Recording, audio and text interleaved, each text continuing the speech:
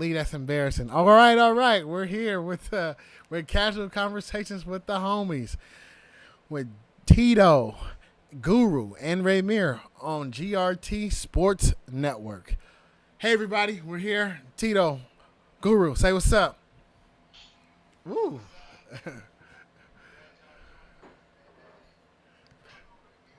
Nothing much, man. You know, I just got finished watching this game. It's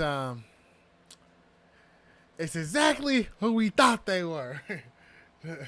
They playing just like that, man. It's just I don't know, man. But I guess we talked on Wednesday. But how you guys been doing? How's your day? Go ahead, Guru.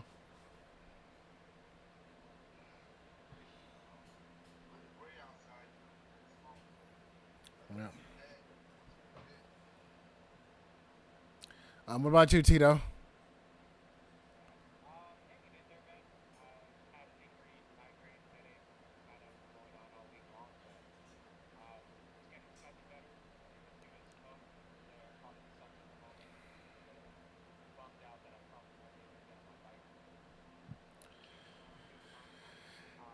I'll wait till you finish. He likes to ride his bicycle. I like bicycle. Nah, that's cool. I mean, that's unfortunate about the bike, but for me, man, it's been cool. You know, I've been working on some videos. I got a video out with Latoya London. She's from Atlanta. She came out here to Oakland to shoot a video. That's cool. I did that like probably a month ago, and it came out today, so that's pretty good. I got another video I was finishing up that's coming out. I'm pretty sure he'll release it on Friday, but tonight I'm finishing up. His name is Creo. And then for work, you know, just doing some work, chilling with the kids. Me and Nolan, we just rode the scooters to the grocery store. We got a thick cut of expensive steak. It costs like $30, and we just cooked it. Huh? It was 2 pounds. Yeah, man. Hopefully one of these days when hopefully just come over for a barbecue. That's what I should do, man. GRT Sports Barbecue, and then you know what? That's our first live show. That's a yeah yeah we have yeah cash. Dang, that's crazy. You don't eat meat. Well, all right. We got a good show for you guys today. As you can see, we're talking NBA Finals. Doc Rivers. I want to talk about team obliterator Kyrie Irving, Adam Gase of the New York Jets. Guru wants to talk about the QB class of 2018. We're talking Ron Rivera and the Washington R words. And Tito's going to lead us off and so we can get our NFL picks in.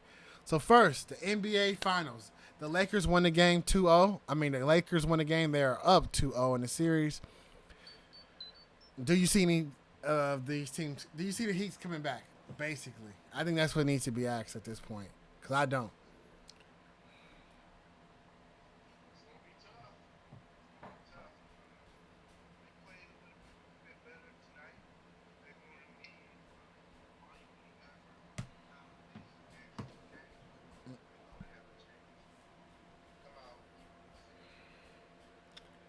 Yeah, I think they're done. Stick a fork in them. Raina, give me my fork. Nah. But yeah, I think they're done, man. I don't know. I don't. I'm no. I'm just joking. But I don't think. I don't know, man. If Jimmy Butler pull this off, he has to be like the top player in the NBA at this point, because the Lakers is no answers for Antonio Davis. I mean Anthony Davis. I don't know why I keep calling him Antonio, but there's no answer for him. Like, what do you do? Like you know, he just he just beats in and out. Like I don't even know what. I don't know. I'm speechless. Like they run. LeBron is getting all these high assist numbers because the pick and roll and the rebounding of Anthony Davis is just crazy. Like they can't stop it. I think it's done. Let me fix you one. You got you kind of big over here, but yeah. So I don't know. We'll see, but I don't think so. Like, do you guys think Miami's gonna get like a game on them, or is it gonna be a sweep?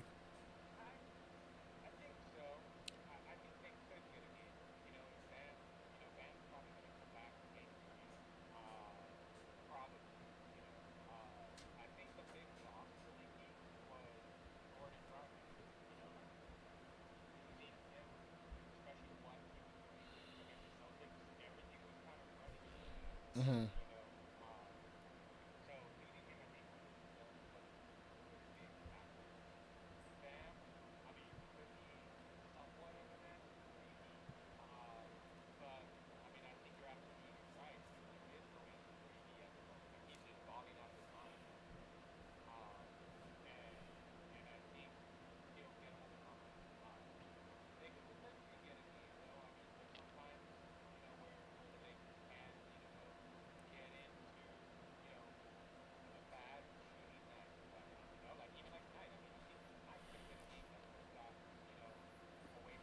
Mm-hmm.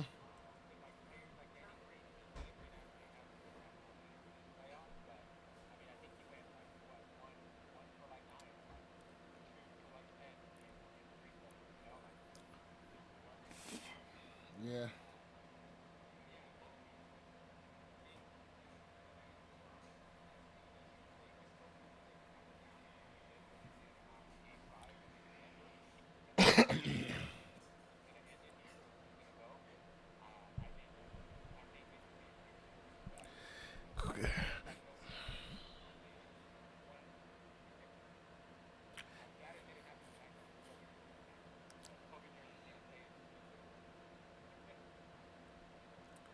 Yeah. I mean, if they keep wearing them, I don't know. Maybe that's a good luck charm right now. Uh oh. Juan's cameras again. It's going crazy. Oh, you can't hear anything? Is our sound working? Nah, you got sound. Yeah, nah, our sound is working. It's not. Yeah, I think it's Nolan. He said he can't hear anything, but I'm pretty sure.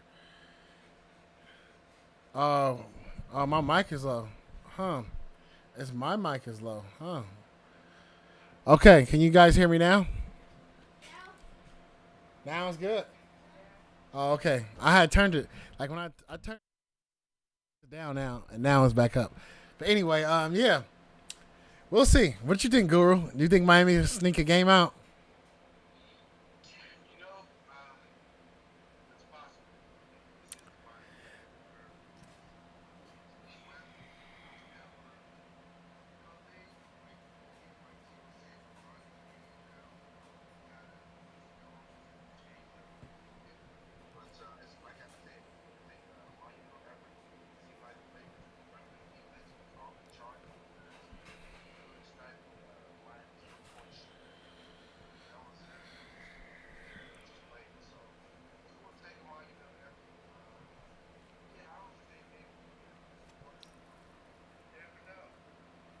I'm gonna go with no. I think with this, I think inside the bubble, man, it's hard to win games. The better teams win the games.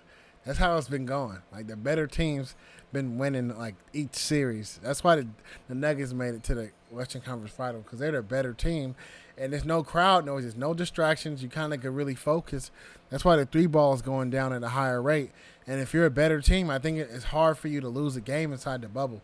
And right now, I don't know. Right now, what I'm seeing right now, even when the Miami Heat get close, like they be like trailing by like 15, and they'll come back to like 6, and you go P, and then you come back and they losing by 16 again. It's like I don't know what they can do, man. Frank Vogel is making the right decisions. Him and the coaching staff, Jason Kidd, they got those guys playing the way they're supposed to. They believe they should win. Like they like, man, this is our thing. I know the season got canceled, but people thought we were going to win the championship anyway, so we're going to give the respect as being the team that was supposed to win because it's like the Magic's won. People like, oh, that's a bubble ring right there for sure. But the Lakers winning in dominant fashion is much to be expected. So, honey, can you hand me a broom, please? Because I think it's going to be a sweep.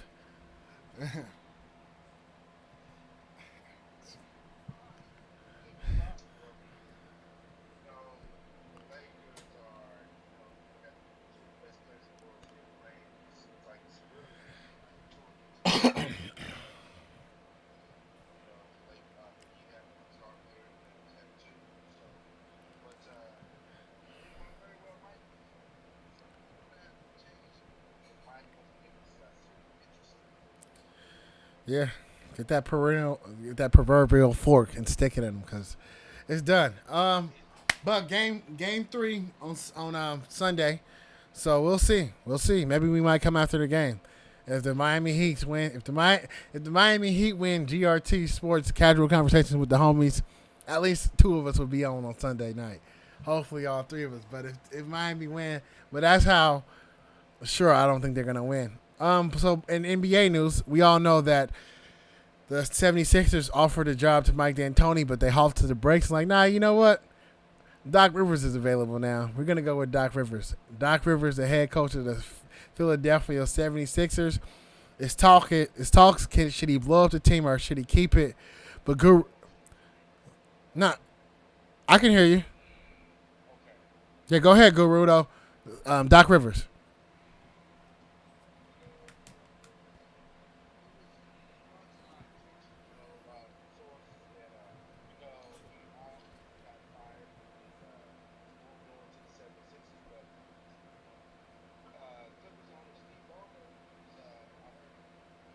Pissed off at him because analytics told him that Michael Jr.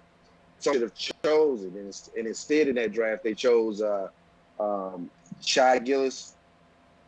They chose Shy Gillis Alexander, Mm-hmm. and They traded him? he's been traded already. Mm-hmm. Yeah, he's already been traded. So what happened was is that he wanted Ballmer wanted MPJ because I don't know how Steve Ballmer knows, but maybe because he was a high school star there. But he wanted them to draft him. The Clippers assured him that he was undraftable. That's what they said. He was undraftable. And so Ballmer said, okay. And it came back to bite him because Mike Porter Jr. seemed to do pretty well in that series. That was one of the reasons of Doc's dismissal.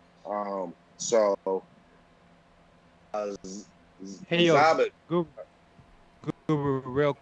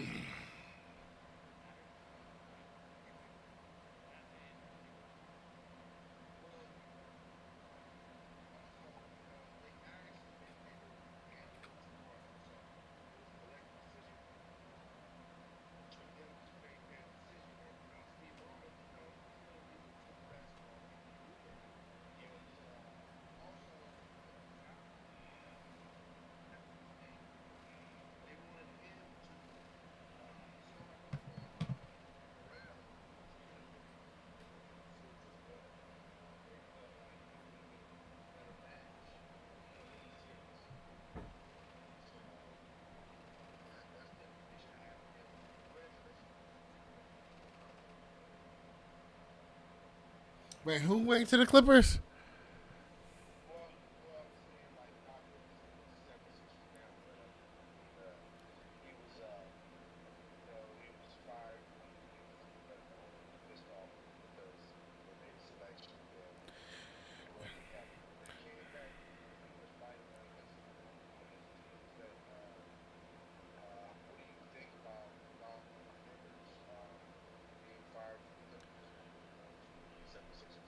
I think two things. I think he was gonna get. I think it was time for them to part ways anyway. He's been there for a while. He didn't get him over the hump, and it's something just dysfunctional about the Clippers franchise. Like, I don't know. I don't believe in hex or jinx, but it's just something about that franchise. And Doc Rivers didn't make no. Like, it's a lot of, like, even with the owner being mad off of personnel issues and the GM, like how Juan said it could be a GM issue, but I don't know, man. Like, how much Frank Lawrence? I don't know how much power he has. Like, he has. I'm pretty sure Doc Rivers got more steam than he does. And then, like you said about Harrell, it just, to me, they lost because of personnel issues. A lot of personnel issues. They didn't make the right decisions.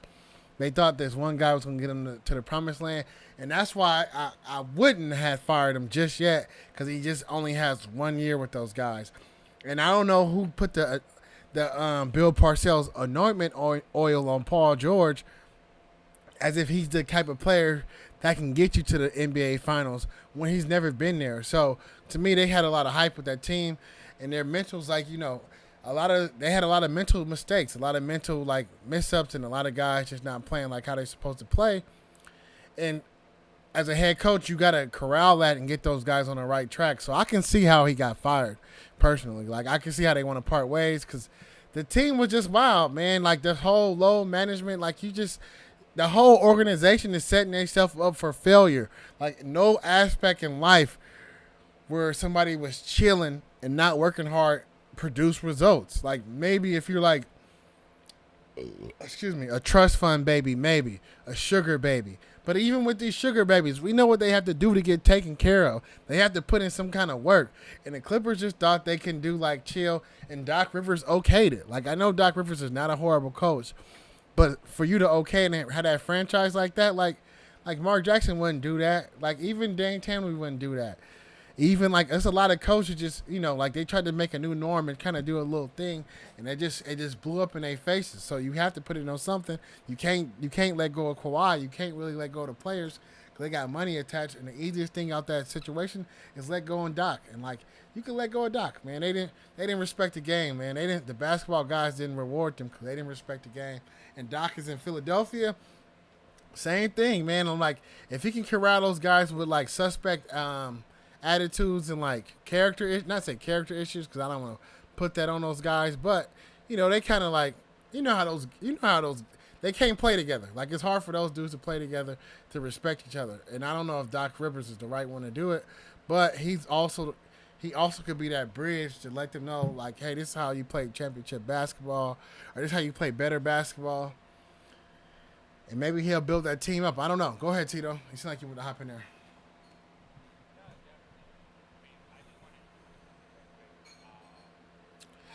Cheating. Oh, Elton Brand.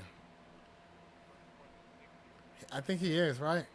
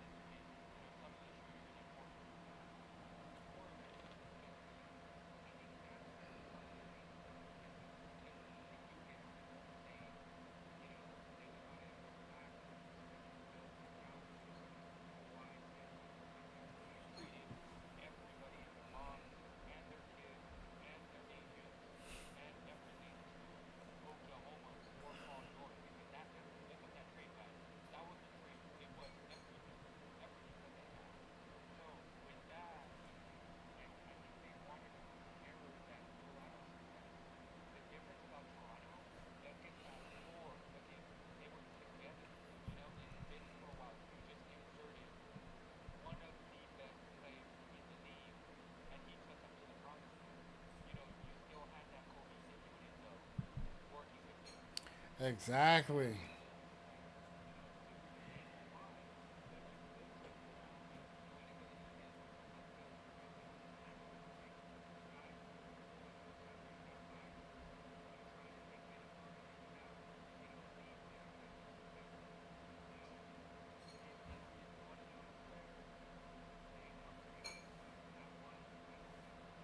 Yeah, they want, like you said, Go ahead, Juan.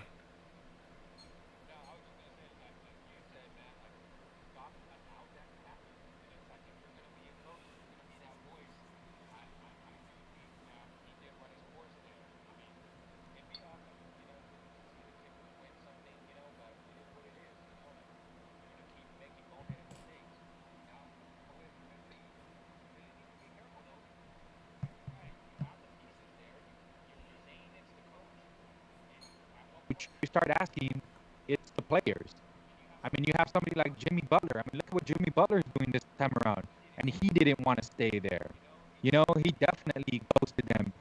You know, and it's one of those things where it's like, dude, Adu, you can tell, man. All he wants to do is win. He wants somebody to play. I mean, look what happened when he went on that tirade in Minnesota, right? Went off of his guys because they weren't giving the effort, because they weren't doing that. Dude, when you have somebody that's heart and soul like that, like a ball player like that, and he doesn't want to be part of your team, you have to start thinking about, well, when do I start switching out these players and not just coaches? Because it's twofold, man. But good luck to Rivers. I felt like, you know, I said it last show. I think he should have took a year off, survey the field, figure out what's going on, what's happening. But power to him. I mean, the East will be a lot more interesting, a lot more drama now because he gained to Doc Rivers, right? I mean, Yeah, now he's back. You know, maybe that Celtics drama builds back up. You know, but maybe. But speaking of the East, the Brooklyn Nets star players, Kyrie Irving and KD, they were on KD's podcast and they were talking, and Kyrie Irving said a few interesting things that caused some headlines, and I don't want to spend like too much on it, but I'm just gonna say about head coach Steve Nash. Like, Steve Nash, the newly hired head coach. And what did he say? Where does it go? Where'd it go? Oh, he said, I don't really see us having a head coach. I think it's more of a collaborative effort. And then what else did he say?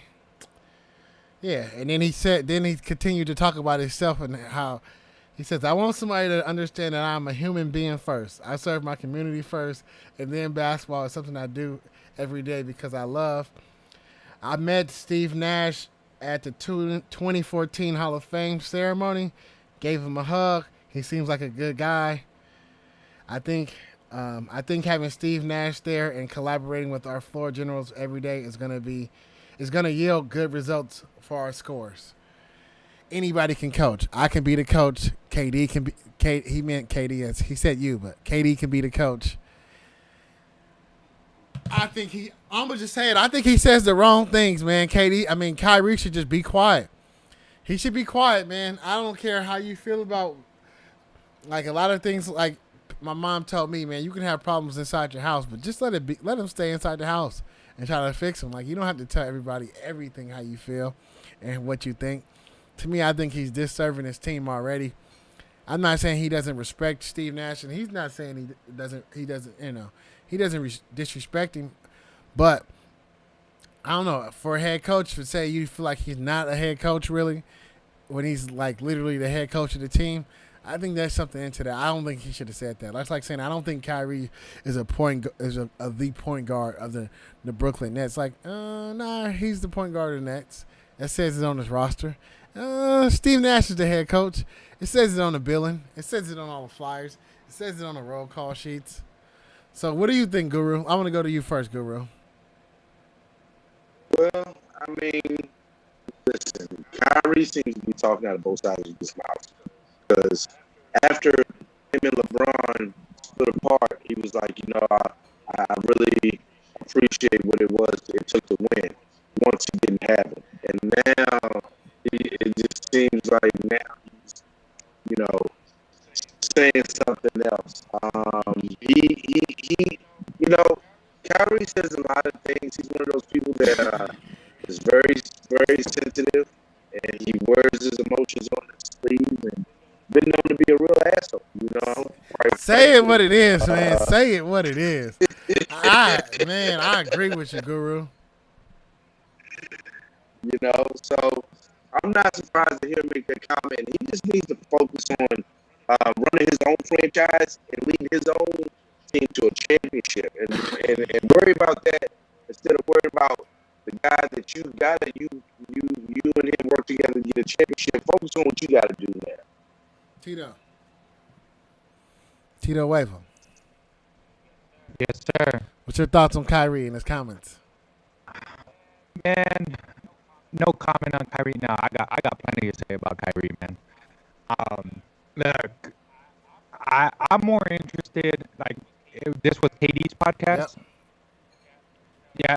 So the reason I'm asking, I'm gonna have to look it up. I'm more interested in what KD had to say, like KD's team. Like, regardless, man, when he comes back, stuff is gonna run through. So I'm curious about that. Too, though, with Kyrie just running, saying what he wants to say. Like, Kyrie is social media in a living form. He's an Instagram model, posting for clout. Like, everything that he says and does is definitely to try and get a reaction. But everything that he says or does is for a reaction, in my opinion. So every single time we hear something, it's always like against the grain, or never really positive for that matter. So Yeah. So when that, that there's people like that, and it's like, do you want to surround yourself with it? Do you want to hear it? Like, it's like, hey, let's change the channel. At least that's what I would do. Man, that's what I. When it comes to it. But Yeah, go ahead. for the head coach though, like, dude, Steve Nash. I mean, if he coaches the way that he played, he's not going to stand for it. For a fact he's going to say, well, I'm not a head coach. Guess what? First game he'll probably bench his ass or Trade him. Do something. Exactly. Yeah, trade him. Like, like, it is one of those things where, hey, Steve Nash is a big analytics guy. I mean, he was in Silicon Valley before he was an advisor to the Warriors. He's a big, he has that partnership with Apple a couple years ago, and it's like, he's a big analytics guy. That he's definitely a smart dude. He definitely wants to look into that stuff. And I mean, if NBA is moving in that direction, and want to go Moneyball, shout out to the A's who kind of did it first. But when it comes to it, if he, for me, if I were to look at something, I know that Kyrie was hurt, but Dinwiddie allows that team to be a bit more efficient. So I would actually say you have the pieces, you can get some, but I know it's a superstar league that creates super teams. Kyrie and KD had this agreement. Now they're saying since 2010 when they were on that, USA team, that they vowed to play with each other and stuff like that. I mean, and be on the same team. But it is one of those things where Kyrie, for me, says things just to say them, to see what people are going to say and be relevant, because guess what? He's not in the finals. LeBron is, and he's always going to be connected to LeBron because saying, hey, you did it because of LeBron. Yeah, I think so. So I just want to say two more points about Kyrie, and that's it. So, this one is about Katie, because Katie was in this interview, and I just think it shows a different type of leadership and type of person that Katie compared to Kyrie is. Kyrie is not, to me, he's not the best teammate. He's not the best person to have on your team. Like, so this is what Katie was like. I think having Steve here is going to yield good results for our scorers, like myself, Tyron Prince, Kawhi LeVert, Spencer. Like, he calls them by their first name. I've never seen Kyrie call his Nets teammates by their names, because I don't even think he knows them like that.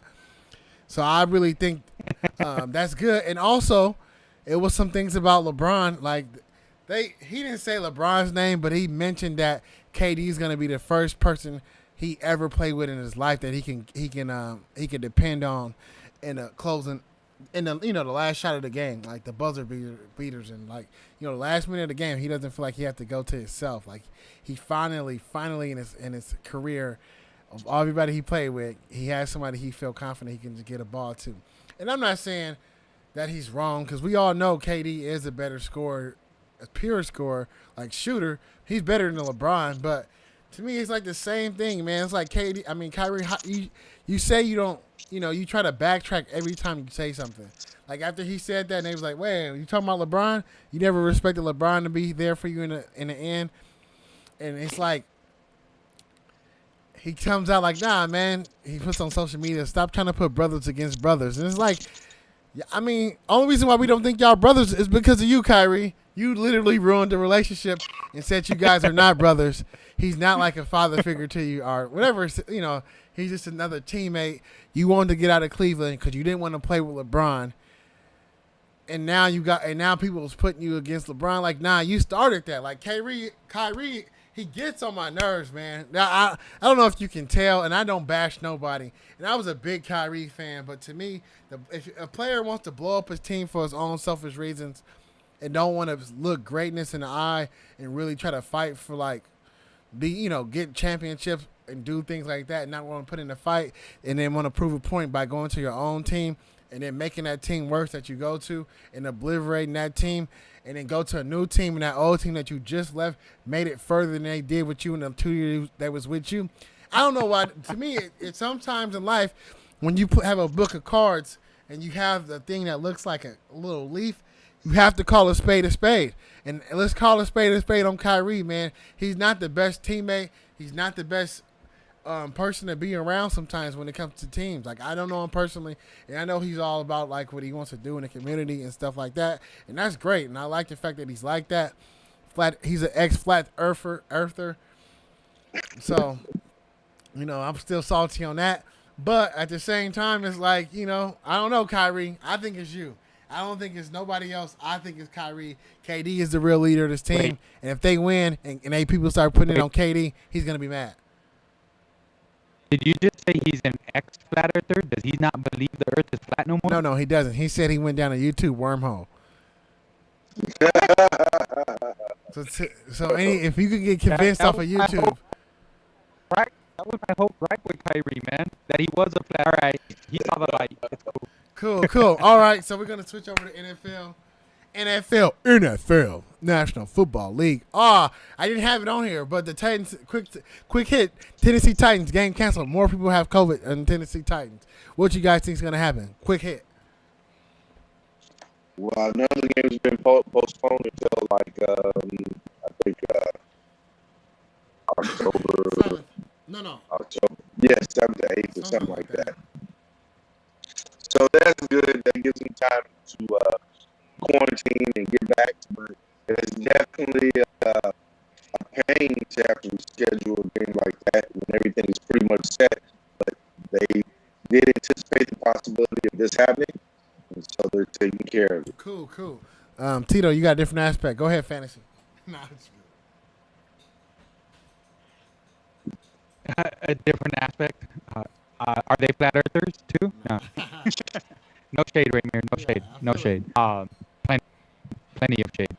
But I mean, hey man, Tennessee, they were probably too close to the White House. Came to it, but the game's postponed. I mean, I think they'll just send them on a bye early. I know that most byes start week 4 anyways. So I think that's the way to fix it. We'll see if more teams have this, right? Because it's like if you're postponing one game and, NFL already owns, do we need to start making another day for them to be like, hey, there's going to be a game midweek or something like that? Are we playing, 2 games a week or something like that? As a sports fan, I'd love it. But, I mean, it is what it is. Game postponed. The only reason I'm really bummed out is I have James Conner on my fantasy league. He's definitely been balling out for me, and now I gotta try and go to the waiver wire or play one of my. I can't even play my bench guys. I had Fournette, picked him up, and he's out this week. So yeah, man, I'm just a little salty because of fantasy football, but it is what it is. Get better, stop being knuckleheads, and keep getting tested. Mask on. All right. So New York Jets, Adam Gase. Go ahead, Guru. Listen, I need the floor on this one. Hold on, let me switch you to full screen right now, Guru. Hold on. Okay. All right, Guru. Go ahead, Guru. You have the floor. All right, so Adam Gase, we're talking about a man, these Jets, the pitiful Jets. Mind you, I'll be 50 years old in November, and this team has not been to the Super Bowl in my lifetime.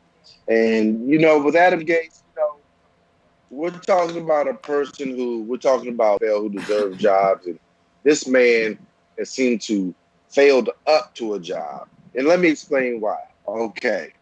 Adam Gase pretty much came onto the scene with the he was that with that high flying offense with Peyton Manning, right? Points per game after Peyton Manning came back from his neck surgery from taking all those steroids and stuff from the eugenics clinic or whatever. That's a different story. Uh-oh.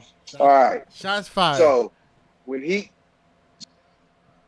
shots fired. Sexual So harassment. when he left, so when he left there.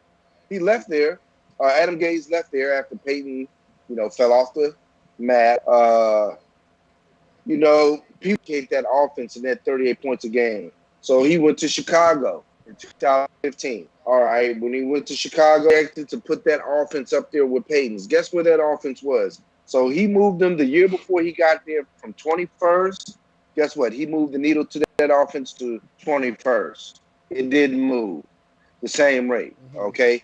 So pretty much in a nutshell, from that job, he moved on to Miami. Somehow he got the Miami job, even though he didn't improve the Chicago's offense. He goes to the Miami Dolphins.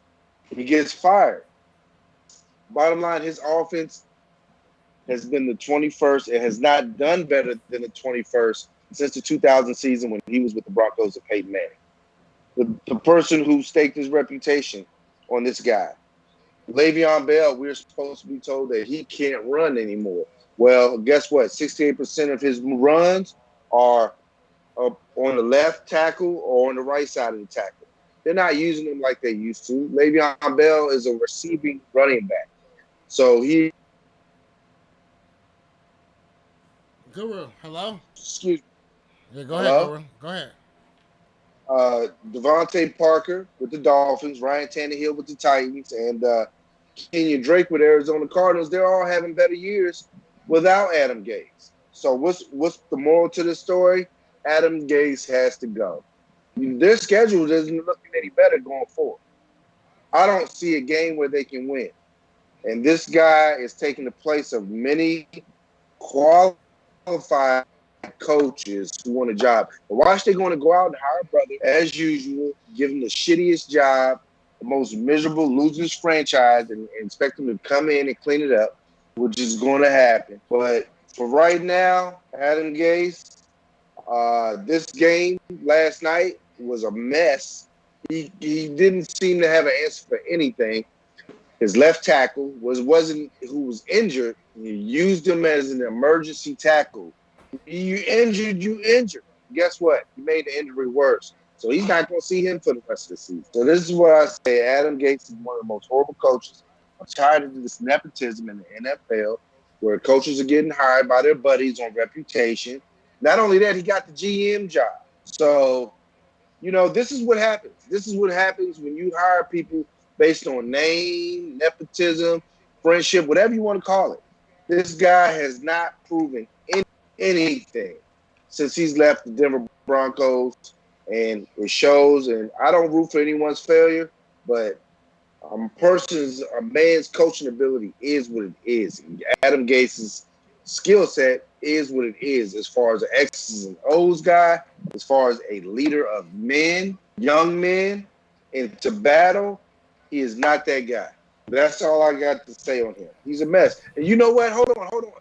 And you know what else? Their quarterback, I'm not going to blame him for their quarterback because the quarterback is garbage too. I said he wasn't a first-round pick, and he's shown it. Okay, he had a nice run, but then he turns around, a couple good passes, one good run, which was a fluke. All of a sudden, I tell you what, you can move Sam Darnold somewhere else, you're still going to get the same results. That's it. Okay, Guru, that's pretty. You've said a lot. I think Adam Gase sucks. I think Sam Darnold is bad.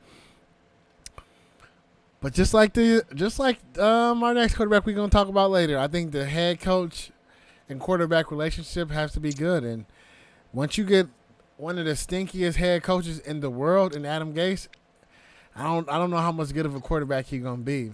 And Sam Darnold, he did a big run, so to me he got running ability, so he can still be in this league. But I think the whole New York experiment, they're going to blow it up. Fire the coach, draft Trevor Lawrence, go in a different direction. Because, like you said, man, it's a shit show, and I don't know. He's making a dumb decision. Like he's getting players injured that are already injured who shouldn't be in the game, but he's forcing them to play, and it's like you already lost Le'Veon week 1 because he was already hurt at halftime, and then he went back in the game where you knew you should have pulled him. I don't think he make it past week. I don't know. It's a long week. He might get fired before the next game. New York is a stink fest, man. He don't have no players, but he don't have the will in his team to think they can win games. Like they almost pulled it off. I was rooting for them last night because they were going against the Denver Broncos, of course. And Judy looks like the steal of the draft. But anyway, go ahead, Tito. Yeah, I mean, I completely agree that Gase is trash, and I think both of us. I think it was on last Friday's show a week ago. We said first coach fired. I think Ramir, you and our money was on Gase for sure. And I still think it's gonna happen. I mean, for me, I think this is one of those situations where he is a coordinator. Is he a good coordinator? Possibly, but he's probably better suited. No, he's not. He's probably better suited as a coordinator. Here, I'll give you one thing though. Like, I'll argue just to argue. F it. Like, let's just go. Let's add some spice to this show. Get this. Chicago, garbage. Miami, garbage. Jets, garbage. No matter who you put there, no matter who's the quarterback there, those three franchises haven't had winners, aren't built the right way. So being a head coach of those three franchises and not having anybody, garbage. You know, I mean, do I think Gase is a garbage? Yes, I do. But the blame isn't all on him. It's a team. It's being built. You know, the Jets, I think, have a pretty good upcoming GM. You know, he showcased it with that Adams trade, got pretty good return. Now, if you're going to put yourself up there and say, I'm a good GM, do the right thing and fire the guy. I still think he's going to get a job as an offensive coordinator. He's probably going to go work for the Jacksonville Jaguars because guess what? That's what they do. But to give him the benefit of the doubt, these franchises have not had winners whatsoever. They don't know. They're not making them at quarterback. I mean, my team, garbage. They haven't made the right decisions there. So I'll give them some benefit of the doubt. When it does come into Guru, I completely agree. It is who you know, not what you know in the NFL. And that's always been the case. I mean, I feel like that's the case with most businesses out there. It really is who you know. That's how you kind of move up and get through the tree and everything like that, you know. So it's going to continue to happen. We haven't seen that systematic change whatsoever in the NFL, and I don't think it's going to happen anytime soon. But once again, I completely agree. I just wanted to put out those points that those three franchises, I won't throw any shade, Guru, but those three franchises are garbage to begin with. So no matter who you put in there, it's not going to be fun. It's not going to be pretty. They're not going to make change until they start developing. I mean, all right, who are you thinking about? You're talking about the Bears? I'm talking about the Jets haven't been in my lifetime. I'm 32. It was a good span where the Jets were good for 3 years in a row, with a bad quarterback named Mark. Yeah, with Mark Sanchez, and this is the era of the. This is the prime era of the New England Patriots that they were pretty good in. Like I said with Guru, sometimes the head coach matters, man. The head coach matters in all these teams. I believe that. Tito doesn't believe that. I don't care about organization. I do believe that. Like the head coach, dude, you're the head coach. You're the most prominent person on the field, in my opinion. The head coach definitely matters. I'm not saying it doesn't. I'm agreeing that he should go. Sucks as a coach. And he sucks as a play caller. He sucks as a play caller. Can we admit that? He sucks as a play caller. He doesn't have an offense that has moved the needle past 21st. And as a matter of fact, it has gone to 32nd. He's terrible as a play caller. He doesn't need a job. He needs to go back to the basics. People need to stop giving these people jobs and wasting people's time and ruining people's lives and giving undeserving people jobs that are horrible and continue to be horrible. What a train Hey, wreck. Guru, real quick, real quick question. We got Isaac in here, and he said something that was funny about about. He said something about the Tennessee Titans. He said they're all going to heal at the same time, but this is what he said that was funny. Their offense is going to be booming when they come back. No one is going to want to tackle them.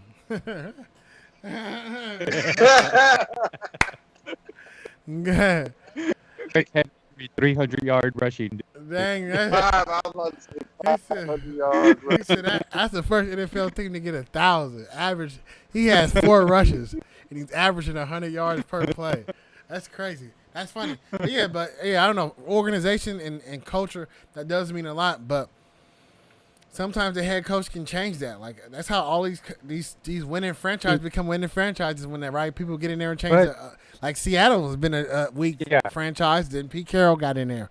The Rams, they were pretty trash. Go ahead. Yeah, I just wanted to point out the personnel, though, man. Like, man, I will put the blame. I will put the blame on the coach. I will. Like, it goes with the territory, man. I mean, I'm a manager. It comes with the territory. Being at the helm, you should assume responsibility. And I'll be the first one to tell you, Ramir, you know this. I'll be the first one to tell you, I believe in that 100%. But as a play caller, you can call the right plays. It really comes down to who the hell's on that field. It really does come down to your players executing those plays. You can draw it up as best as you possibly can, but if your players are garbage, if they're making really, really bad decisions, if they're not where they need to be, or if your quarterback's holding it too damn long, or wanting to run. These are paid athletes. These are like the best at their position. I don't care if you're not a star. You get paid to run a route. You get paid to block. You get paid to tackle. You get paid to run. So what's the coach supposed to do? The coach is supposed to pull. The coach is supposed to say, hey, you sit down. I don't know, man. Is that what they're saying? I'm saying this. I hear what you. Go ahead, Ron. I'm just saying, I agree that Gase is garbage. I agree that he should go. I agree that he's not a head coach. But I'm just trying to prove a point here in saying it also depends on who you have on that field. And the Jets are not great football players. They can definitely be demoted, in my opinion, like several other teams. But it is one of those things where Miami, the product on the field, the players that you have, you don't have Pro Bowlers, you don't have top-notch guys, you don't have anybody. One player isn't going to make. Mr. Trubisky made the playoff last year. It does come down. That goes back to what Ramir was saying. Like the coach is the one that sets the tone and the culture, and he can get the most out of players, whether they're stars or not. Yeah, and he's not able to do that. He's not. Like, the Bears have recent success based off the coaching they have. Like, they had some good coaches, and they won some games. Like, they went to the playoffs. Didn't they go to the playoffs last year? They did, yeah. Yeah. Not last year. No, 2 years ago. Yeah, and they lost on, like, the last play of the game. So, you can do something with some players, and to Guru's point, Sam Darnold is trash.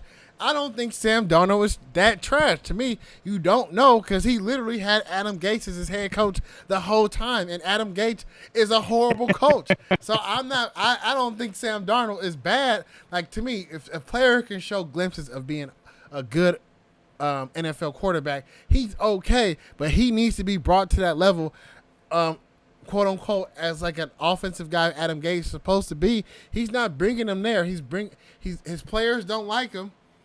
He's not running his franchise right. He's not caring about their health. He's not calling the right plays, and he's not making nobody better. There's no way we watching Sam Darnold in year 3 decline every single year. He's the worst one out of our next conversation. So we might as well segue right into it. The class of 2018. One final point. You guys won me over in thinking. I just remembered who their defensive coordinator is. And yes, you are absolutely correct. Gase needs to go. Like, Greg Williams, why does that guy still have a job? Like, why? So, absolutely right. Should go. Yeah, man. At the end of the day, man, people want the other players hurt. So That's why the New York Jets offense is hurt. He's probably putting bounties out there in practice. Nah, I shouldn't have said that. That's not funny. That's not funny.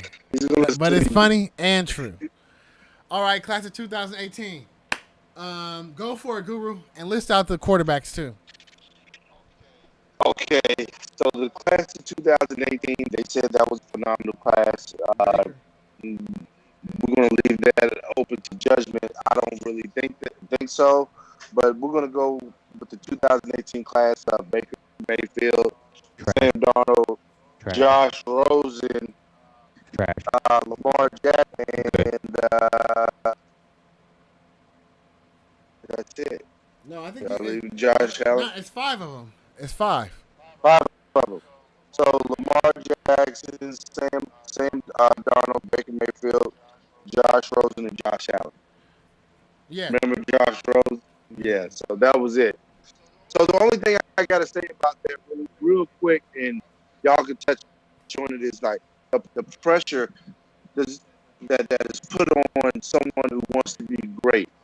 Lamar Jackson lost the game last week against arguably the best team in the NFL. And I've been hearing pundits all week talk about what's wrong with his game.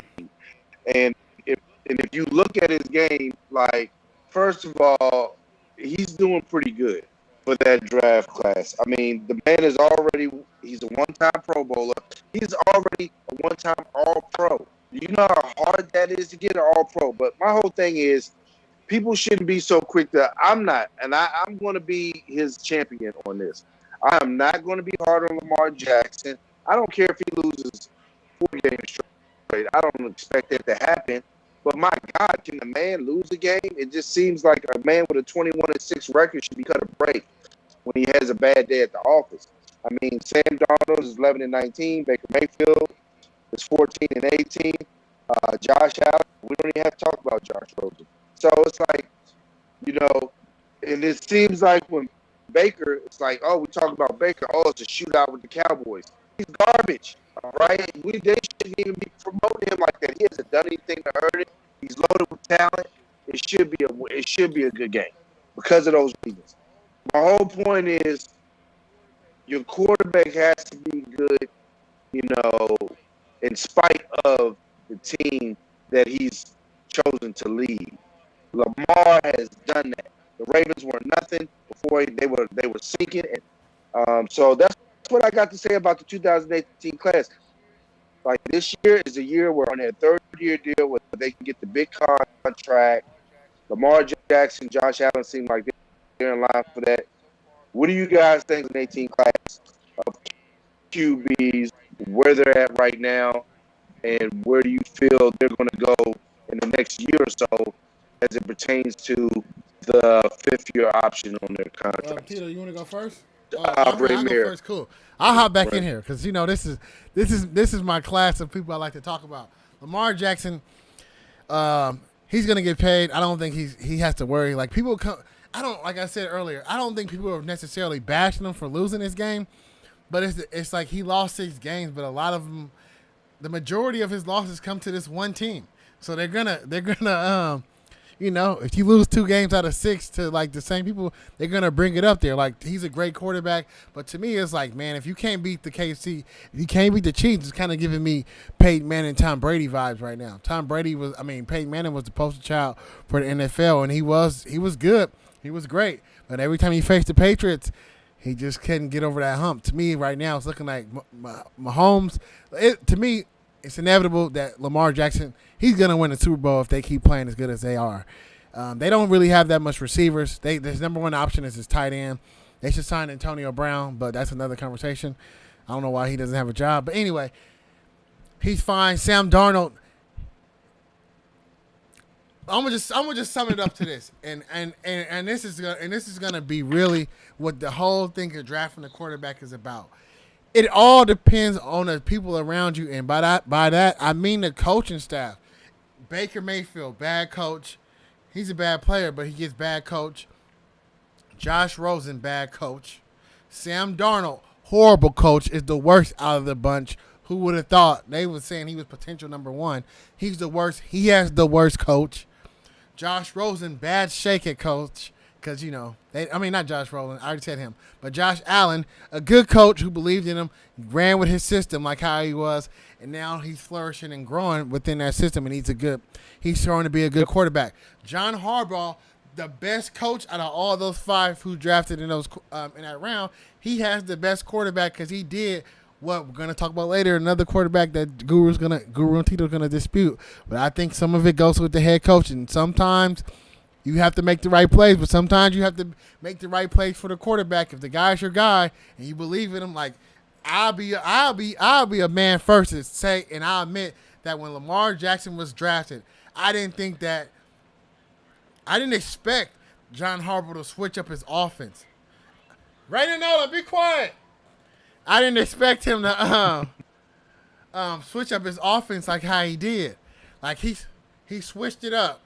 He switched it up, and they became like a great team, and because he believed in the quarterback that he had. He's a good coach. Lamar Jackson's gonna get paid. Lamar Jackson's gonna get paid because he deserves to get paid. He needs to get some of the slack off his back, but he does. If you lose the game, if I'm like 100, like if I got into like 100 fights in my life, and I only lost 4 times, if I keep losing twice to the same guy, people are gonna say I can't beat him. And when the time comes, and he's like a championship fighter, they're like, well, he'll never win a championship because he has to go through Bruce Almighty. I don't know. I had to say another name, but yeah, go ahead. Don't bring DC into this Nah, conversation. they're next, but I think that to me, I think that's important. like that. No, I was talking UFC. I was talking UFC. Oh. Don't bring Daniel Cormier. Oh no, conversation. that is. I'm glad that you see that where I was going with fighting, but that's what I'm saying. People say Daniel Cormier is one of the best fighters of all time, but like I said, if DC lived his life and he did something horrible and he was going to hell and he was at the gates to enter heaven, and God said, DC, you can enter these gates if you beat John Jones. DC is going to hell. So it's no way. That's horrible, man. But until Lamar Jackson beats the Kansas City Chiefs, people are like, all right, he's a good quarterback. He's an MVP type player, but I don't know if he can win a championship because he has to go to Kansas City. And to me, Andy Reid and Mahomes is just a stronger version of John Harbaugh and Lamar Jackson, and that's why they win in the game. Like the head coach thing is it all matters, man. Our 3 topics: Adam Gase, the class of 2018, Ron Rivera. It's all based on head coaching. And I know I kind of went kind of long on this because we all know the 2018 draft class is my bee's knees because I got a big stake in all those guys. Because I didn't think Baker should win number 1, but I like Baker Mayfield. I thought Lamar Jackson should have went earlier, but he fell to the. Yeah, spoiler alert, I'm picking him to beat the Cowboys. But anyway, now let me get back to Guru's question. My thought is this. If Baker Mayfield don't win this year, he's done. Get him out there because he has too many weapons in Cleveland not to win. The Cleveland Browns should have did the smart thing and signed Cam Newton this offseason. I still think they should get Jacoby Brissett or maybe Jameis Winston or even Josh Rosen up there. Somebody who can sling the ball to get to these guys, because I don't know what, like, I know if they keep going to this running game and really lean on Nick Chubb and Kareem Hunt, that's what they should do, and then Baker be all right. But if he comes to games where you want to put it into Baker's hand and he's not making those decisions and he can't manage the game, I think he's done. Sam Darnold, I think he's going to get one more shot because they're going to – nope. I think Sam Darnold's done because they might get the first pick. They're going to fire Adam Gase. They're going to get a new coach in there. He's going to want Trevor Lawrence. So Sam Darnold might be looking for a new team if he doesn't get a winning record with this coach or the next coach that comes in, i.e. Josh Rosen. Josh Rosen is out the league. He's played for Tampa Bay. Let's see if they can build him up over the years. Josh Allen, he's going to get paid. He's playing good. I said it. He's been playing good. He's been playing good the last couple of years. His team is on fire. I think they're gonna they're gonna lose on Sunday. You know what? I'm not gonna pick like that anymore. I need to get back ahead in these scores. I think Nah, I think Josh Rosen is gonna lose. I think Josh Allen's gonna lose on Sunday, but I think he's gonna get paid a max. Lamar Jackson, the sky's the limit. All he has to do is just finish the season 10-6, and he will be one of the highest paid, if not the highest paid quarterback in the NFL. Because I know KC has his number, but he only be playing from behind. Nobody else has his number. He beats everybody. He's gonna beat the DC Washington football team of former R awards. I don't know, but go ahead, Tito. Dang, man. I could talk that forever. Go ahead.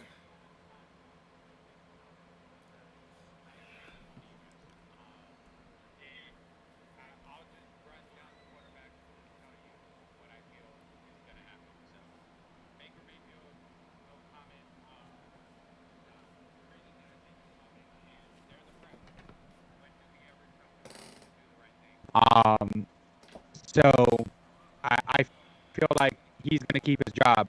They're not gonna admit that they went wrong, and kind of keep riding it until they see that they think he has talent, all their chips are there. He stays. Darnold, I mean, I think I think that's the wild card. I think I agree with you, Ramir, in that if Gates gets fired, if this GM wants to really showcase that he's okay GM, you would go after Trevor Lawrence if you get the number one pick. Even that though, I mean, it's a deep quarterback draft. I mean, there's the sleeper who's that Trey Lance. That's the sleeper quarterback that Guru had pointed out. He was on it first here on GRT Sports. But high up there, so it's a big quarterback class as well that's coming out. So some of these guys, but it's the Jets though. Once again, garbage franchise. When do we trust them to do the right? We could just continue to talk about how trash they are because they signed Darnold to a long-term contract. Rosen, he's out of the league. Unfortunately, just the worst luck that has happened to him, right? Had a team, new coach, not this guy. Yep. Goes to Miami, same thing, new coach, not the guy. So I think he just turns into a journeyman. I do think he has talent, but it is one of those situations where he just, everybody falls behind the eight ball sometimes, and that is just him. He's just, overall journeyman. He's on the he will, squad, by the way. He will still collect. He will still collect the check, though. I mean, backups make good money. He's on the practice squad. Josh Allen, I mean, Ramir, you said it. I think I've been high on Josh Allen from the start. Buffalo is just a good coach team. They got a really, really strong defense. You just need somebody that can make enough right decisions, and he's doing it just enough. So he's going to get paid. I don't think max money, but he's definitely going to keep his job. And then Jackson, I mean, I don't think he's ever going to be the highest paid. I don't think that anybody's going to throw Patrick Mahomes money. I mean, we saw it with Deshaun Watson. But he is going to be up there. You have to pay the guy. I mean, is he having a little bit of? No. But at the same time, What he doesn't slump have number though? one. Yeah, no, I'm just saying kind of like, I mean, if you look, it's only 3 games. If you look at his stats, if you look at his numbers, I mean, they're nowhere near his MVP, how he got off to a fast start. But it's only 1 loss. I think you're absolutely right, though. Jackson and Mahomes has the makings of Manning and Tom Brady. Like, it really just is, modern day Brady and Manning. And it's going to continue like that because guess what? Both of those guys got their wins. One more than others, but both of them got their wins. Both of them got, both of them were high praise. Both of them got paid. There's enough to go around. I think this is definitely our version of, Magic Bird of Brady Manning. So you hit it down. But to go back to, you said something about Lamar Jackson he's not going to be the highest paid. I don't know, man. I think the season is not over, and to me, he's only losing to the KC, and KC can easily lose to somebody else, i.e. the Raiders in the playoffs. I think that can happen, and then if he don't have to go through KC, I know he lost to Tennessee, but I don't think that'll happen again. I think I don't know. To me, Lamar Jackson. It's one thing about Lamar Jackson that I do like about he takes criticism well. He doesn't. He's not an emotional player. He doesn't get his feeling hurts. He said he lost. He accept that the KC is currently his kryptonite. So he's always he's been showing that he'll go on the drawing board and figure out what he needs to do to get better as a player. And if anybody like if you like that in any sports, basketball, baseball, golf, whatever, if you're trying to get better at your craft, I'm gonna bet on you. Like he has a good attitude, and I think that's why a lot of people respect him and like him. Like let's just be honest, people NFL traditionally don't like black quarterbacks. I guess they're not like really that kind to him. But Lamar Jackson, to me, he really he's really class of the class to where he shows people like nah man, like race ain't got nothing to do with it. You can see how I'm hard working on everything to where you have to respect it. So Yeah. I think to me, I see unless he like takes a big dip this year, which he could do, but I don't think it's gonna happen because frankly, it's just not that many good teams in the NFL right now. Let's just be Yeah. honest. No, he's gonna win. He's gonna win the games. Man, keep in mind he's only going on 23 years old. Imagine an MVP and he's going on 23. Yeah, and he's He's going to be okay. He's only being compared to Patrick Mahomes, who's 24 years old, who has a Super Bowl. And to me, that's why I don't think his criticism and like even what you said, Guru, I don't think it's like different playing fields. Like when they're talking about Lamar, they're not talking about him on a scale like Baker Mayfield or Ryan Tannehill or what's the guy, whoever's in Atlanta. I can't think of his name. Matt Ryan. They're talking about him on like the upper echelon playoff Super Bowl type of forum, and it's like, all right, if you can't beat this guy who's a perennial, who looks like a perennial football contender, that's the level they're talking on him about him on. And if you talk about him on that level, I think they can respect him that he's like that type of player, and I think he'll be okay. I think so. Like he has the right coach, man. He has the right coach. He has the right players. He just to me they don't have no real receivers. Like I wasn't a big fan of Hollywood Brown last year, and to me they need that vertical stretch. Like there's parts in that game where Lamar Jackson threw some good balls, but they dropped the ball. Like they didn't hold on to it. They the receivers made mistakes. Like he did some things to keep them in the game before it was like I think they were down by like 10, and a player dropped like a would be I think it was a tight end. He dropped down a touchdown play. So that could have put him in 3 points within 3 points of the. Can't do that. Yeah, you can't do that, man. Kansas City, they play like a basketball team. Like you go away and they just do a run. Like one of my buddies was like, "Nah, I think KC's gonna have a slow year. They play kind of slow against the Chargers." I'm like, man, that's a divisional opponent on no preseason, no OTAs. Like KC's just getting warm. And I'm the biggest Raider fan I ever know. And I'm texting them like mad, like, oh man, KC is getting into like normal form. And now you see them, they did against the Baltimore Ravens. It's like, I don't know. The number 2 team in the team is always going to look like a number 2 team against a number 1 team. So I don't think we got to get too blown up. But let's talk about this is the last time we're going to talk about this guy unless something crazy happens Sunday. But I think we've been focused on this team too much, and I don't think it's a team we need to focus on our show. And I agree. That's the football team of Washington. I agree. Because as a diehard fan, I think they're garbage. So let me put this in a nutshell. I'm guessing Guru thinks that they're too hard on Dwayne Haskins. He needs better coaching from his coach. And I'm guessing Tito's going to say Dwayne Haskins is in a game and sometimes he single-handedly loses the game or causes them to get out the game. So that is a thing, and it's right for Ron Rivera to criticize him. I guess I'll go first since I know you guys are going to talk deeply about it. Like I say, man, the head coach thing and the player, it's a thing. But Ron Rivera is a hired head coach, and Dwayne Haskins is unfortunately just not his guy. So he does have to prove that he can work at what he wants to do because Ron Rivera is not on the hot seat. Like it's his first year, he could just test out everything that he wants. So if he says he wants to see something from certain players, he's gonna have that right for being like a first year head coach. Like he's like Adam Gase or somebody else like in their first year, talking about the quarterback has to get with the system. It's like Nah, like you gotta, or if he drafted him, like nah, you'll create a system or something that he can thrive in, and it's like now they're like playing like they're auditioning basically for next year. I think because they're not gonna do nothing good this year. But Dwayne Haskins is okay quarterback, but that's it. He's okay. If he's not playing like the best, your team, your coach is gonna have some he's gonna have some things to say about you. I don't think, like you said, I don't think Ron Rivera is the biggest offensive guru. I think he was gifted Cam Newton, and he was in a great.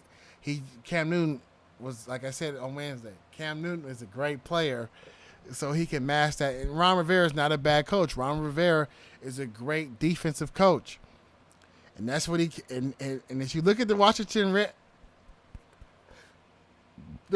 football team, they are playing pretty good defense. Like you would think that they was gonna go 0-16, but they being like when I be like streaming the game legally on my computer, I'd be looking like, wait a minute, KC, DC is still in this. Like they're not out all games, and then the drive might come up short, and when a drive comes up short, they're gonna point it and say it's Dwayne Haskins' fault. He has turnovers, and like I said, Jameis Winston's not a bad quarterback. He just had turnovers, and people will highlight turnovers. But I do think, and I will agree with you, Guru Pre, that maybe Dwayne Haskins is getting judged a lot faster than, let's say, Sam Darnold. He sucked for the last 3 years, but he still get that time and he's still getting that respect. And Dwayne Haskins, like I just said, when you get a new coach in, sometimes you get dealt a bad hand. Like a la Josh Rosen. Like you get that bad hand, the person really don't believe in you. They kind of want to bring in their own guy, like he already tried to do. So how do you win as a player? Like, do you want to win? Do you want to prove your coaches wrong? Like, why you want to prove your coaches wrong when you should be proving the other league wrong? Because you and your coach should be on the same board and same steam. But go ahead, Guru. I'll come back in at the end. Just like my dad. Nah, that's not funny. No, I saying that Ron Rivera and this Washington football team is failing this quarterback. This is a guy who threw 50 touchdown passes to 7 interceptions in the Big 10 or Big 12 or whatever. He is skilled. He has his receiver who was a third rounder who's playing like a first rounder. I'm gonna tell you where the mistake was. Number one was they got rid of Adrian Peterson. That was someone that could at least keep the defense respectable. I agree. In order for the man to do a play action pass, or to have some time to pass, these running backs that they have are inept. All right. I mean, yeah, they'll make a play here and there, but they don't scare anybody. And so it does put a lot of pressure on their defense to be on the field. But listen, this guy is a phenomenal player. And he's not even going to get the rope of Daniel Jones, but I can tell you right now, they are trying to fit him into a box. You got Ron Turner. Who the hell is he? He's Norv Turner's son. He's not Norv Turner. So he should be able to, you need a Norv Turner in there. He got his son in there. It's not the same, It's got these people who are the nepotism I'm talking about. And this all of a sudden, because your dad was his coach of Cam Newton, and this was the system that this is supposed to work with Dwayne Haskins. Well, oh, Guru, say that last part again. That last 10 words. Oh no, Guru, we still can't hear you. Hold on. He froze. A new coaching regime. But you get a new coaching regime in there. But I expect them to stick with him for the rest of the season. Allen, whoever his backup is not on the same. Smith. Man, Tito, Alex Smith is not his backup, man. He's hurt. Alex Smith is number 2 on the depth chart. Man, Alex Smith is one play for paraplegic, man. You got to chill. Alex Smith is number 2 on the depth chart. That's all I'm saying. We'll see if he gets there. But let me finish my point. The thing is that they're failing Dwayne Haskins because they're not putting in plays that are designed for him to where he can make his reads. It's like, oh, let's run this system, trying to fit a square peg into a round hole.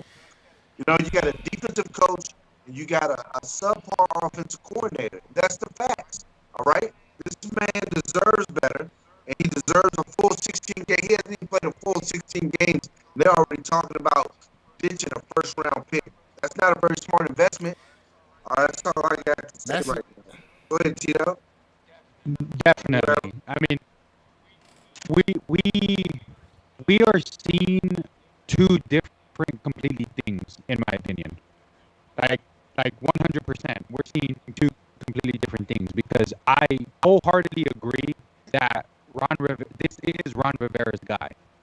They've had ample opportunity. Cam Newton, who is his boy, was available. So if it wasn't his guy, we would have Cam Newton on our team right now. Everything that I've heard, that I've read from that team, I mean, I follow that team very, very closely. Rivera is saying the right things. He's sticking with Haskins. To me, the way that I see him, the way that he's coaching them, it's this what Ron Rivera is known for. Like, hey, you're my guy. Because he literally said that. He said that directly in a podcast that he came out after the Browns game. And he said, look, I went to Haskins and said, look, you're my guy. I'm sticking with you. I'm showing you that you're my guy. I'm showing everyone that you're my guy. But there is going to be a turning point. There is going to be a cutoff point. Guess what? I would prefer that over anything, to say, all right, cool, I need to get my shit together. You know, like, because I do really, really believe, if you saw that Browns game, Haskins lost that game on his own. I know that it's a team effort, but no, it can't even be a coordinator thing though, man, because he wasn't looking. Haskins himself, like I said, he's saying the right things too, man. Like,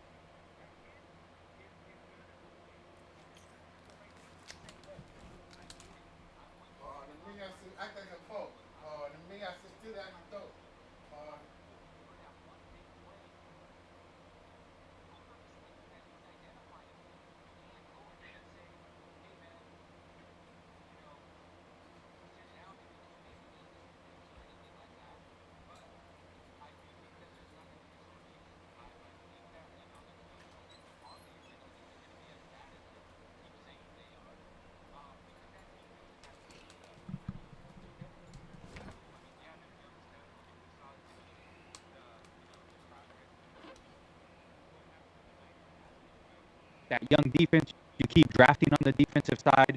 Sooner or later, it's going to click. It's going to go. And that's what Washington is benefiting from right now, because that defense is actually holding them in these games every step of the way. Haskins, I do think that you're right. He hasn't had a full season. You know, he hasn't had the best thing. I mean, last year, definitely, you guys both know I hated John Gruden.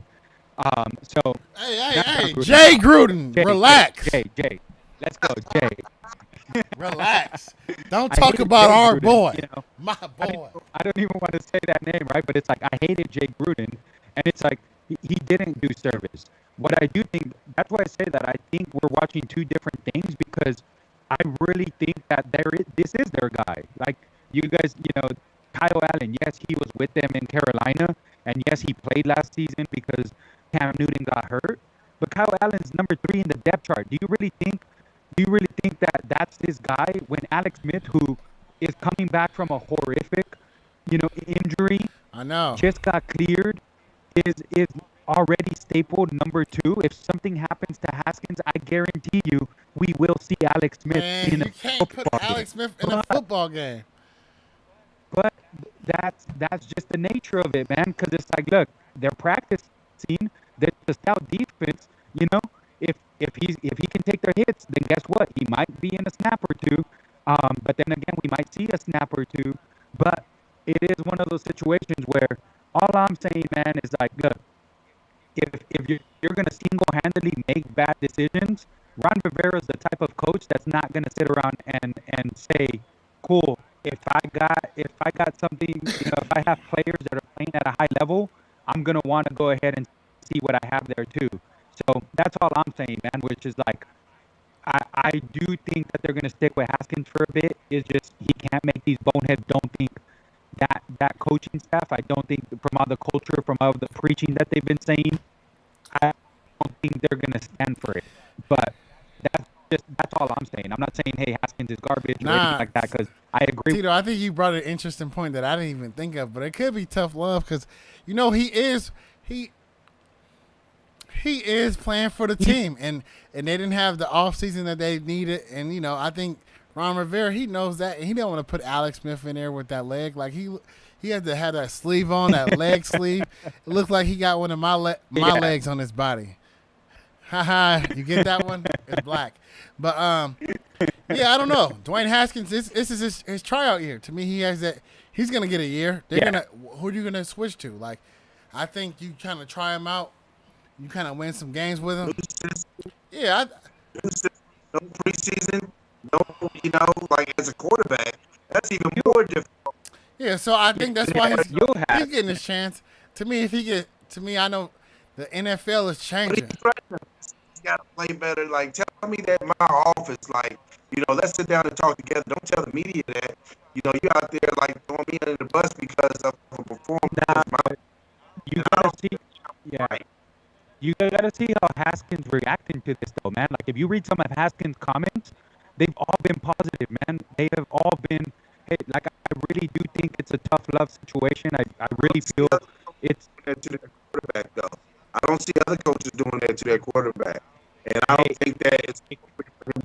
He has a relationship, man. I mean, maybe it wasn't out there with Cam Newton, but I mean, Cam Newton speaks nothing but Rivera, highly Rivera. When Rivera was let go, obviously that was a decision that needed to be done.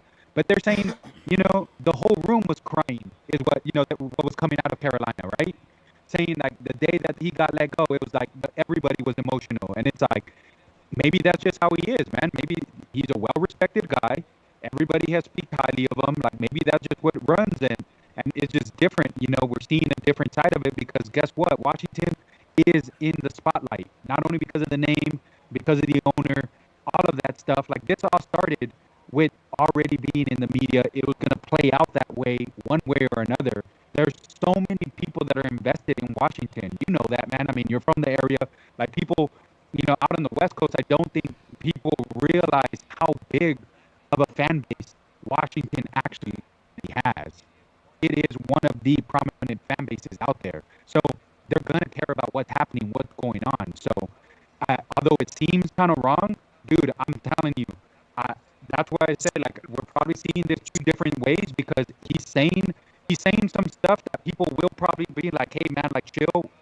Yeah, but Haskins is, dude, everything Haskins has been saying has things, man. Like, I've seen nothing but positives on it. But I'll be the first one to tell you, man, if we're going to lose it on your arm, man, like, hey, I need to see something different. Like, stop making these boneheaded decisions, Let the team, lose it, not you.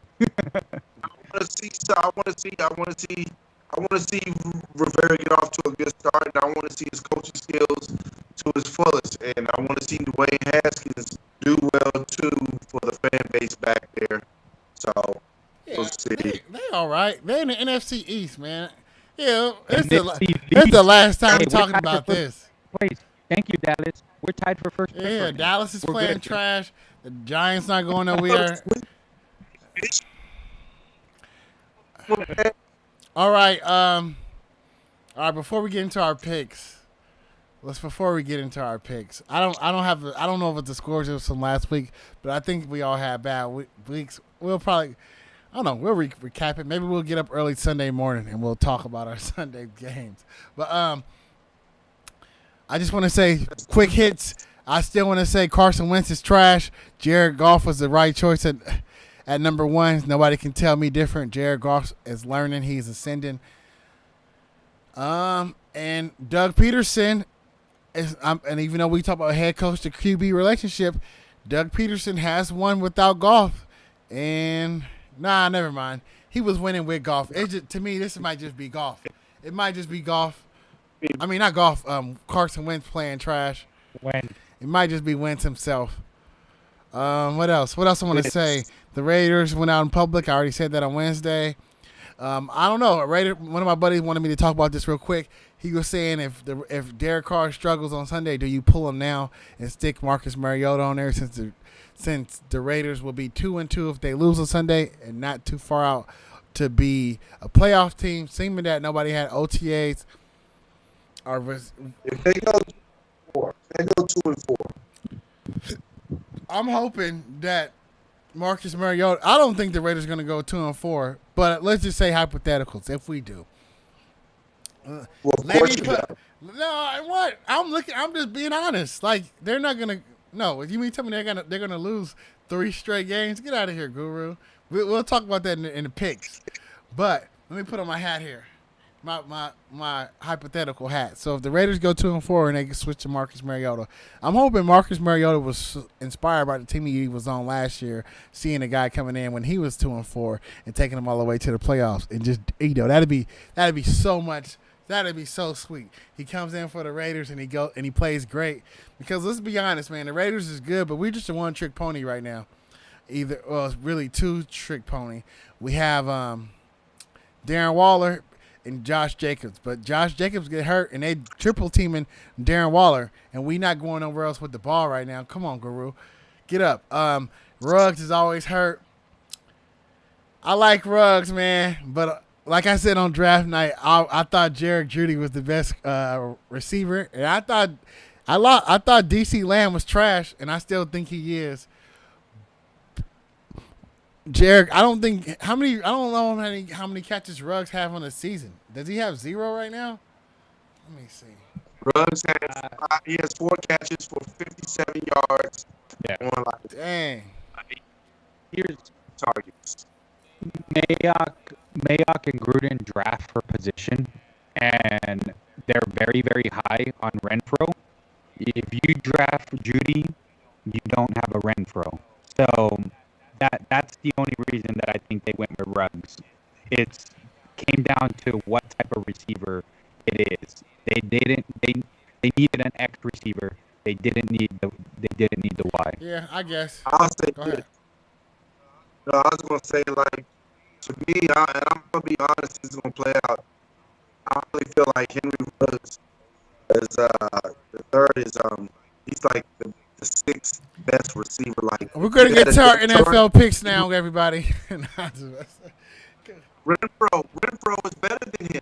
I'm telling you. I'm That not guy- saying Renfro's not good. Renfro is good. I'm not gonna bash Raiders players. Ruggs is a new player, so I'm not even mad. But to me, our receiving core is Renfro, Edwards, Williams when he's healthy, It's good. Aguilar. It's Dang. good. The problem is Carr.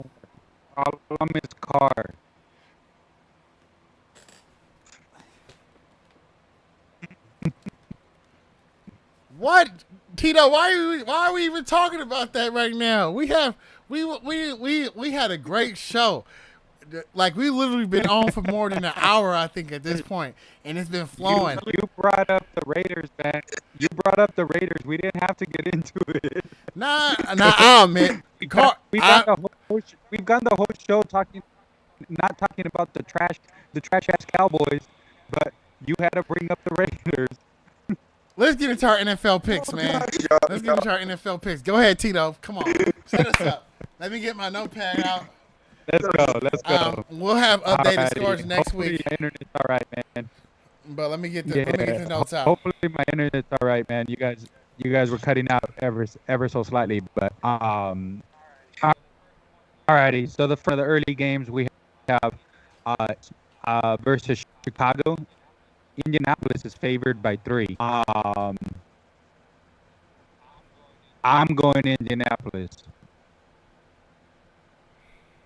Hold on. So, come on, computer, compute. Indy versus the Bears. Guru, who are you going with? I'm going with Chicago Bears. I am going to go with the Colts. I think they're playing pretty good right now. Did they running back get hurt though? Let me think. Do they have any injuries? Oh no, their running back is good. Their running back. Nah, is good. you know what? I'm gonna switch my picks, man. I'm going with Nick Foles. I just thought about it. He's playing right now. Nick Foles gonna do what Nick Foles do, and he's gonna make Jimmy Graham and the rest of the receivers play good. And the defense is always pretty good. And Phillip Rivers can be Phillip Rivers this game, I think. So I'm going so Indy Tito. Cool. Next game. Said Indy, Premier? No, I'm going with Chicago. Okay. Me too. They're undefeated, man. Good luck with that, guys. The next game. Hey, I had a really bad week last week, so I'm looking for redemption. I'm not gonna go wild on any of my picks, but we'll see. The next game is another early game. All of these are mainly early games. We have Jacksonville with against Cincinnati, and Cincinnati's actually favored in this game by 2.5.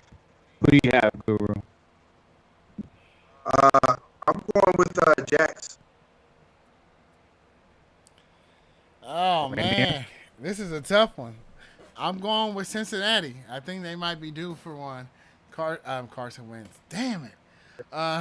Joe Burrow is on the cusp of winning every single week. Every week he gets closer. Last week he had a tie. So this week might be the week he gets to win. What's the spread on that? Cincinnati's favored by 2.5. I know it. So Jacksonville -2.5. No. Cincinnati's -2.5. So Jacksonville's the underdog. Okay. Indy -3. So when I say favored, that means they're projected to win, so they have minus points. Okay, gotcha. Guru about to make some real bets. He like, let's go. But go ahead, There you Tito. go. Who you got? With this one, my pick. Yeah, with this one, my pick. I'm a little torn because I wanted to lean towards you, Ramier. With I think Cincinnati could be due, but I think they got their due with the tie. I'm actually going to go Jacksonville here. I think Gardner can't rock a better stash than Tito. Minshew is going to have a redemption week. I think they just threw a dud against that Dolphins team, but I'm going Jacksonville here. Cool. Next game. The next one, Guru's game. Another early one. We have Cleveland versus Dallas. Dallas is favored by 4.5. Well, we'll say Guru last. I'm sure it's going to be a shock and a surprise. Go ahead. Ramier? Nah, Tito, you go. Man, I didn't want to because it was going to be a shock and a surprise, but I'm actually going to say Dallas. Dallas is going to win. Right. Part of me wanted to say Browns, but I can't trust the Browns. I'm going to say Dallas. Well, we all know where I'm going with this pick. Not better. We know where I'm going with this pick. Where they playing in Big D, right? Yeah, Yes, Dallas. I'm going with the Cleveland Browns, the Cleveland Steamers. There you go. You know it. I don't know. Let me give you my reasons. Dallas they are decimated on defense, and they have not been stopping the run. Cleveland should just run the ball. If they run the ball with their two great running backs, the top 5 running backs in the league, 2 of them play for the same team, which is crazy. If they do that, and then they hit Odell and Jarvis Landry on some play action fakes, if Baker Mayfield can keep it together, if he can think it's like the Texas shootout, Oklahoma versus Texas, playing in the Dallas Stadium, and hopefully he does good. I'm picking the Browns to win this game, and I'm giving it a number 2, 27-20. We're gonna make him throw the ball because we're not gonna let y'all. You have no linebackers. Defensive line has been pretty good, and we know if you give Alden Smith some time, he might get a sack. They're not going to be. You cannot be that stupid. We got to be the dumbest team in the NFL if they sit back and throw the ball 30 times. But go ahead, Guru. Go ahead, Guru. I might as well pencil you in for the Cowboys. Yeah, you already know we own it. We might not be able to stop them, but we're gonna outscore them. That's for sure. do you always pick with Dallas? You just think they're gonna win every game? No. I mean, it's only the third week of the season or fourth week. Be surprised. Stay tuned. All right. Next game, we have New Orleans against Detroit. New Orleans is favored by 3. Okay, NO versus Detroit. I have my gut. My gut is telling me to pick Detroit, man. Go on with Do Detroit. it. Do it. Everybody's doing it. Yeah, I'm going with Detroit. Breeze passed over 20 I yards. gotta- Last 2 games. His first pass 18 yards. Who you got? Guru, who do you have? I got Detroit. I'm going with. I mean, I thought Arizona was pretty good, and Detroit, pulled that one out. So Yeah, man. I'll see if they have more magic. They danced on Washington. Everyone thought that Arizona was all good because they beat up on the side.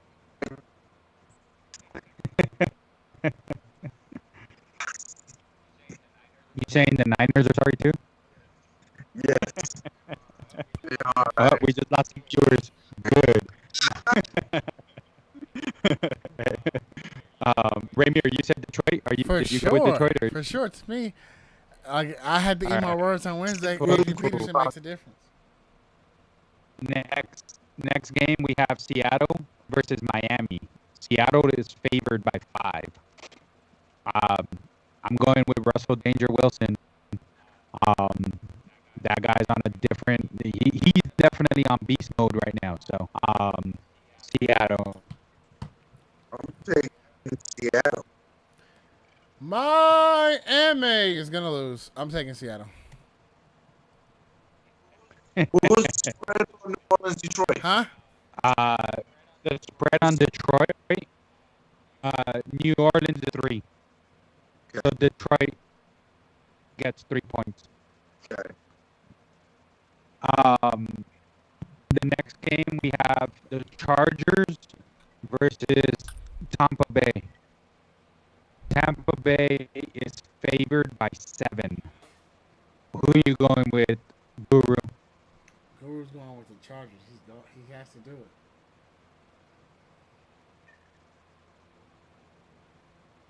I'm taking San Diego. You mean Los Angeles, but Chargers. Los Angeles, Tito all right. says Los Angeles, formerly known as San Diego Chargers. Chargers. Ramir, who do you have? The Man, I mean, I have to go with Tampa Bay. I don't think that. I kind of want to go Chargers here, but no. Did you see Tampa Bay? Go with you got, man. Did you see Tampa Bay's offense last game? Get out of here, man. It was clicking. It was clicking. Yep. Yeah, I got Tampa Bay. Who you got? I'm going Chargers. I'm gonna ride them one more week. I still think they're a pretty good team. Man, you guys are drinking a Kool-Aid, man. I'm telling you, you've seen this. If you've seen the Social Dilemma, Is Tyrod Taylor playing? I need to find out. Because if Tyrod Taylor's not playing, I don't want. I don't think he is. I don't think he is. But I could be wrong on that. I'm gonna pick Tampa Bay then. I'm not going with that rookie. All right. He switched them up. I'm still sticking with Chargers. You got that, Ramir, right? Guru switch. The next one is my upset pick of the week. Yeah, right. Baltimore versus Washington. Baltimore is favored by 14 points. I hate to say it, but I'm going Baltimore here. Ramir? oh, I'm going Baltimore. I'm Baltimore. Cool. So the viewers know we were talking kind of pre-game, pre-show. I said if Washington can pull off this win, I'm buying these guys lunch. I'll send it out. So pray for a Washington win, guys.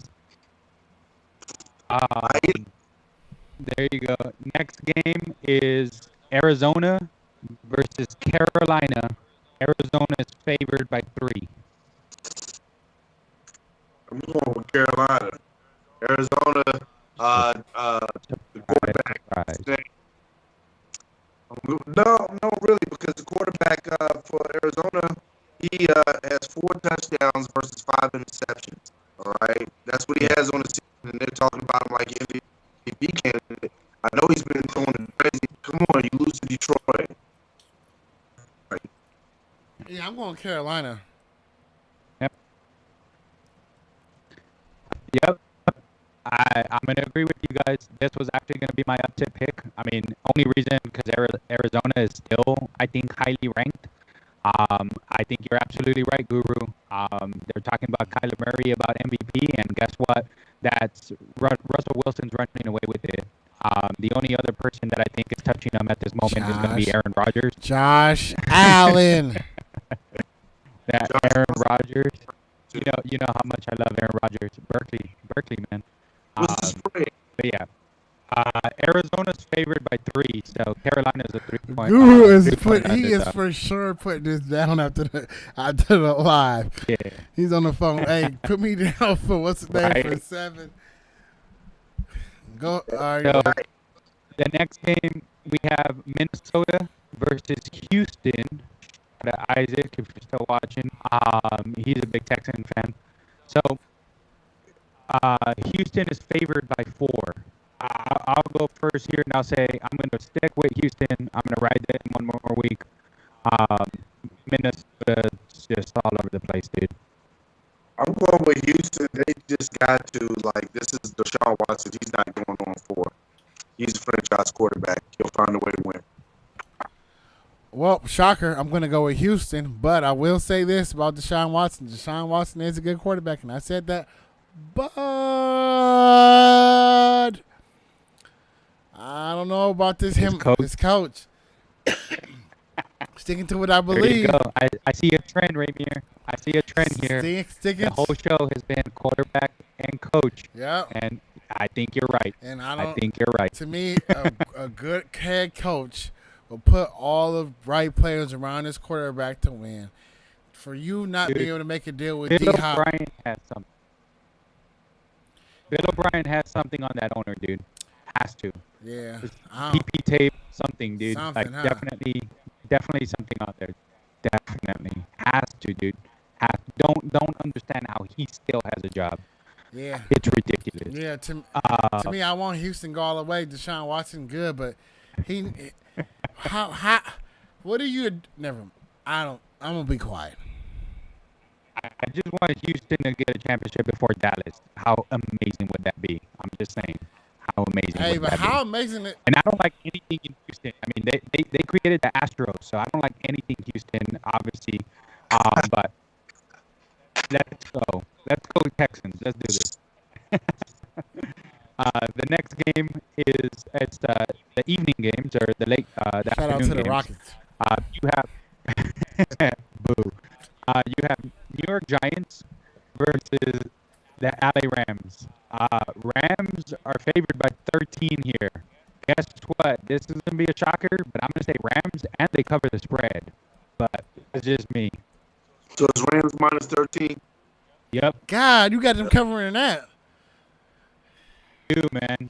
Guess what? Wouldn't be surprised. Yeah. Is this Daniel Jones last year? You really see the Giants? You see the Giants scoring on the Rams? No, not at all. Not at all. I think the New York market is fake because their teams suck in all sports besides the Yankees. The Yankees the only good team out of New York. The Knicks are bad. The Mets are kind of bad. The Islanders are bad. Get out of here, dude. New York Islanders are a pretty good hockey team. I'm just capping right now. But I got the Rams. I got the Rams, man. The Rams are actually looking pretty good. They really should be 3-0 right now. We all know that. if it wasn't for a bogus call, that they should. I don't know why they didn't review calls from referees to just have them pick it up and take it back. But whatever. But yeah, man, New York is looking real bad right now. To me, they looking like a horrible ran franchise. The head coach doesn't know what he's doing. He obviously disrespected Eli Manning for what he did to him. So I think he deserves all what he's getting right now because I don't care what this people have. If somebody brings the Super Bowl to that city and he's a long-time player, you write him out until he's ready to go. I'll tell you one thing, Haskins looks way better than Daniel Jones. That's just me, though. I'm a fan. Looks a little better. Yeah, he does. Yeah, Daniel Jones shouldn't even been drafted in that position. Let's just be honest. Daniel Jones, at the end of the day, Daniel Jones is exactly a great interviewer. Like if you can, and this is what we talk about when we talk about pre-draft, that a lot of these players are going to get missed getting drafted early from impressing somebody in person. Daniel Jones went to the camp. He probably met the Giants organization. They were just impressed by who he was as a player in person, and it's like, we got to pick him. He could be our leader. But sometimes full goal is exactly full goal. And he was, I don't know. To me, his collegiate career wasn't warranting a top 10 pick. I think, did he go 6? Yeah, 6. Yeah, he did. Yeah. So, I don't know. I don't hate him. We have the same last name. So, I'm pretty sure my people knew his people back in the 1800s. That's not a good joke. That's not a good joke at all. But, yeah, Rams all the way. Oh, alrighty. Next game, we have the New England Patriots versus Kansas City. Kansas City is favored by 7. Who do you have, Ramir? Well, this is going to become a shocker. I'm going to go with the New England Patriots. And not because of what you think. People think I'm going to say Cam Newton. But I don't know, man. Bill Belichick is starting to show that he kind of, like, he's 1 yard from being undefeated right now. He's 1 yard away from being undefeated from the greatest team and not the greatest team right now, but the second-rated team in the NFL right now, and that's the Seattle Seahawks.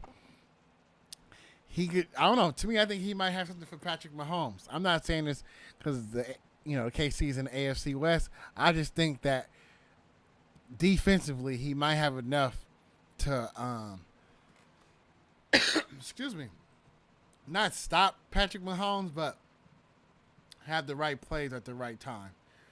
And Cam Newton is playing. Let's say this, and I watched the whole game. Let's just say this one thing about Cam Newton and the New England offense. Every week they're getting kind of better. Like they looking better. Yeah, they're clicking, dude. Like surviving. Like we starting to know who Harry is as a receiver. Edelman is like he's Edelman, but he's lightweight, kind of playing like lights out a little bit, Like if he's healthy, he's on the field. Yeah. Like to me, it's like I don't know why Burkhead had 3 touchdowns though. I think Josh McDaniels, Bill Belichick, they like to just do that with those random guys, man, just to prove a point. Like we all know, Sony Michel was like 7 rushes for like 90 yards, but you kind of go away from it. And it's like, why? But they like to do that. They like to put that crinkle in there to show you that they can beat you any kind of way. So, I think you're right here, Ramir. I'm actually going to be on the Ramir Jones bandwagon train on this one. I'll lead you. I'll let you conduct. I can be in the caboose. Yeah, party's in the back always. I'm going New England here. You going New England too? Yeah. Well, Ramir can say that he's got a first real up close look at how good New England can be. That's all I wanted to say. Hey! I'm not gonna stand for that shade. Nope, don't do it. Especially because that team pick is next. So nope, don't do it. Cowboys suck.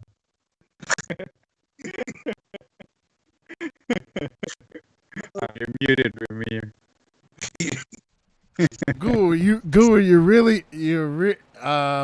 could you hear me now? Can y'all hear me? Yeah, yeah, we Come can hear on, you, Guru, dude. for real? You really gonna attack the Raiders like that? No. You were really familiar. I noticed how you named like New England's Cause players. I watched the whole game. Okay, I seen it firsthand. I seen how they played in the first half. The Raiders had them, but then Bill Belichick and Josh McDaniels and the defensive coordinator, they went in there and changed everything at halftime. And it's like, oh, are you serious? Like they have these little wrinkles in their and I don't know. I think Andy Reid is a good coach and Mahomes is a superstar, but I don't know. To me, if New England, if let's not even talk about New England. Let's talk about Cam Newton right now. I'll get to it.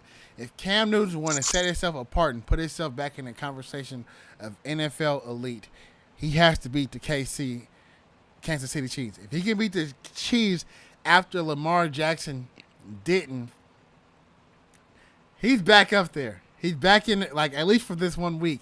And I think them as an organization playing and getting everybody on board, like we were like, oh, they're running the ball too much. Like Cam Newton is running the ball. The third game, he plays the Raiders. He's not even running. He's not running at all. Like I don't know what his rushing stats was, but he only ran where he had to. It was less, oriented quarterback runs. They took that kind of out the playbook and really just opened it up to like just Hey, Josh McDaniels, man. Josh McDaniels is in heaven, dude, because this is the second coming of Tim Tebow for him, dude.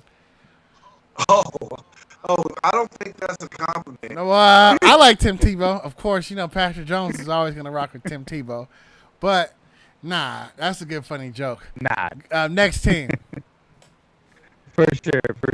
The next one, another afternoon game. We know Ramir is going to be watching this. Buffalo versus Las Vegas. Buffalo is favored by 3 here. I'll go last. That's a generous line. You know what? My gut is saying Buffalo because I've been high on them. But I think the Raiders bounce back, so I'm actually gonna go Raiders here. It's probably gonna come and bite me in the butt, but I'm gonna say Raiders. I've one more. Let's give them a shot. But Guru. Is that like a pity pick? Yeah, I wouldn't say pity pick. I like what the Raiders are doing. I think I said it last show.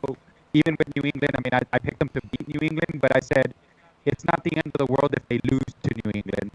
I still think they're doing right things. So it's not a pity pick by no means. I'm really high on Buffalo though. I mean, they were my 5A, remember? So so when it comes down to is I'm just really high on Buffalo. My gut is saying Buffalo, but for whatever reason, I'm gonna go Vegas here. I feel like Vegas could pull it out. I like what they're doing, so I'm just going Vegas.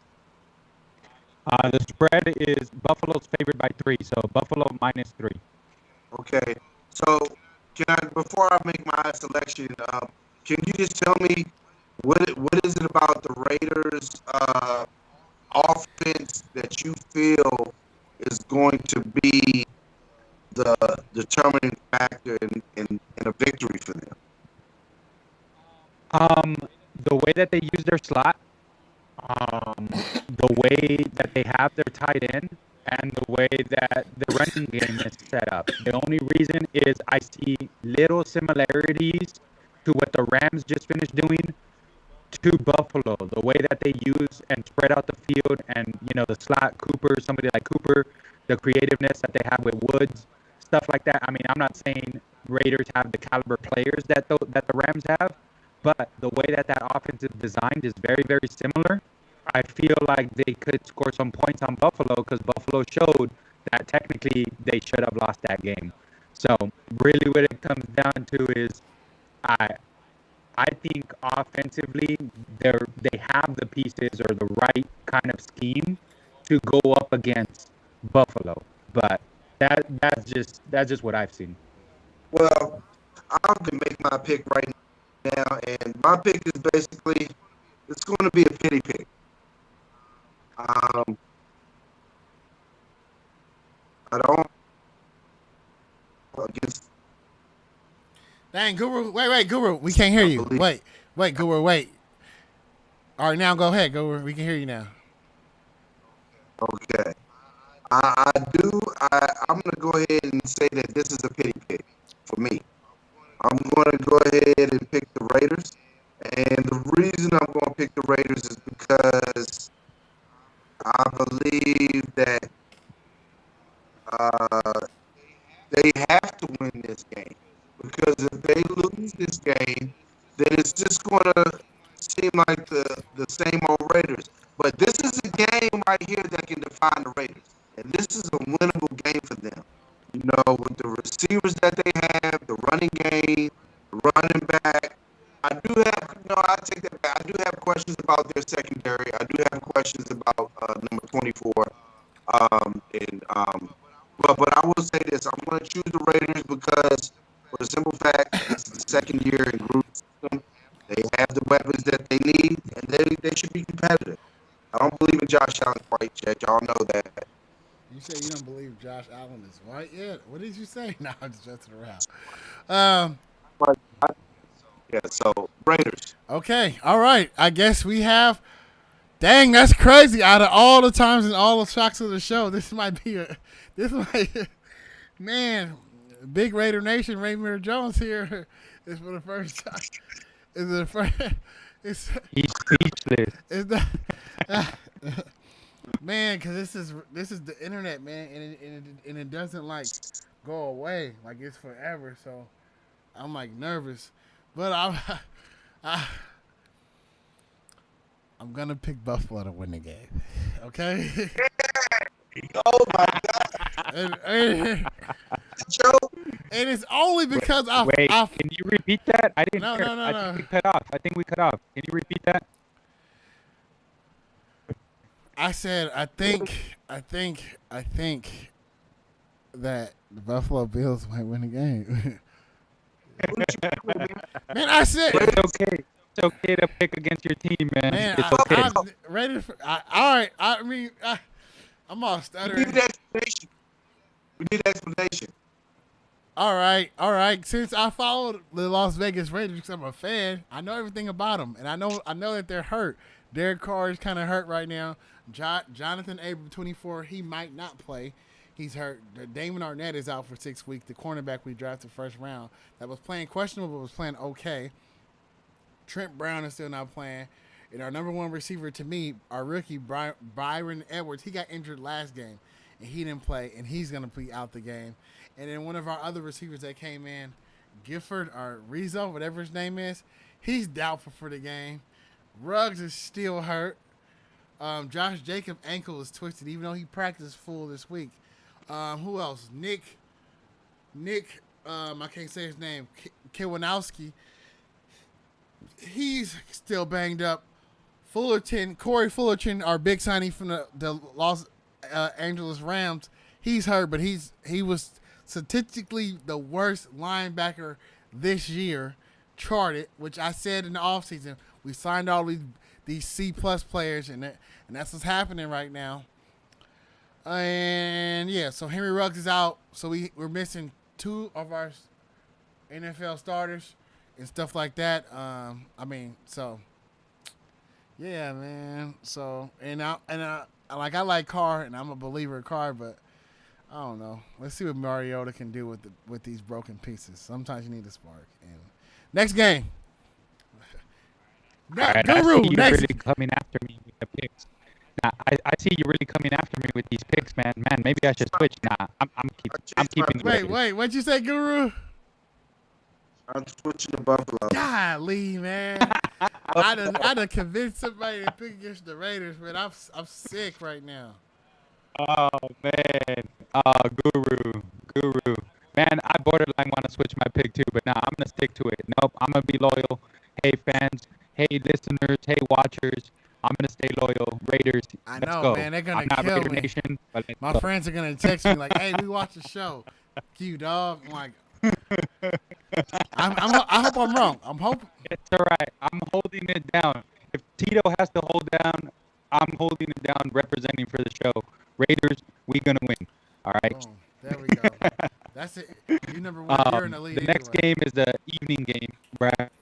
The evening game is Philadelphia versus San Francisco. Frisco is favored by 7. San Francisco wins here. Who are they playing? It cut out. Philadelphia, Carson Wentz's. Oh, And it's San Francisco -7. Who you got, Guru? I think he broke up right now. He'll come back in a second. I don't know. I mean, I think man, this is a hard one. Like, I don't want to pick the Niners, but is Mullins playing or is Garoppolo back? Actually, I think Mullins is playing. So, you know what? Yeah, I'm gonna go. I'm changing my pick. I'm going Philly too. Guru, are you there? Dang, we missed Guru. Guru stuck. Yeah, we'll wait till he comes back. But I'm really torn on that Raider game though. Like I don't know. Like I want to pick him, but at some You're point, gonna stay up at night, dude. You're gonna stay up at night. You're not gonna sleep. You're probably gonna get the bubble guts. You're gonna be torn, dude. But now I know I can watch the game at ease, man. Like I don't. No, I can't. I don't know what I'm talking about. No, I can't. We hear you. Yeah, we can hear you. Go ahead, Guru. We hear you. You got Philadelphia? I have 49ers. Okay, you're the only one who went 49ers. Yeah, I switched my pick. I went Philly. I gotta choose one. Guru. All right, who's next? All right, the last game on the docket is the Monday night game. We have Atlanta. I like to blow leads and probably something else. Versus Green Bay, Ramier's favorite quarterback from Berkeley, California. Green Bay Packers. Green Bay is favored by 7. Everybody knows who I pick. Guru, Green who you Bay. picking? I'm with Atlanta. I'm torn on this one, of course. Says the Cowboy 'Cause fan. we all know. He said Atlanta. Everybody, Atlanta? All right. So, He's going with Magic City Pepper Wings. See, look, I'm telling you, I'm done with the Clippers. Lou Williams tried to, like, trademark lemon pepper Lou. Like, get out of here, dog. You ain't won nothing, 6-man. You ain't even won a starting job, nah. Everybody knows lemon pepper's garbage anyway. It's the most nastiest flavor at Wingstop there is.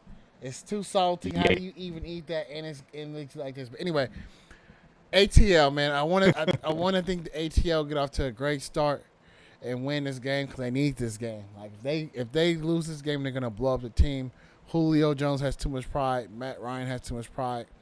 And I'm a big Todd Gurley fan, man. Like I'll be rooting for Todd Gurley because I want to root for him because he seems like a hardworking, nice guy. But they don't always equate in life, and that doesn't mean anything. So I think the Packers are gonna win until the Packers show me that they now deserve to win. Then I'll pick against them. But Matt Ryan versus Aaron Rodgers in prime time, I'm gonna go with Aaron Rodgers for sure. I don't know. I'm hoping that the ATL win. I'm not gonna lie. I hope that they win. I hope they turn it around. I hope they be contenders in the NFC South. Like they just have this first week jitters, but Matt Ryan's not doing the right thing, man. Like Calvin Johnson. That's who he's playing like. The new age Calvin Johnson can't get a touchdown. He can't get a pass in the red zone. Like Calvin Ridley is open, but Calvin Ridley is double covered, and sometimes he drops balls, and you don't even look to Julio's side. I don't. Go ahead. Julio's never been able to score, man. Julio's never been able to score. He's the greatest catcher that can't get in the end zone. Why? There's just something there, man. It's a blocker, but it is what it is. To me, he's a big speed guy, and when you get down that close, if you don't make it there, I don't know. They need to me. If I was a head coach, I would draw up.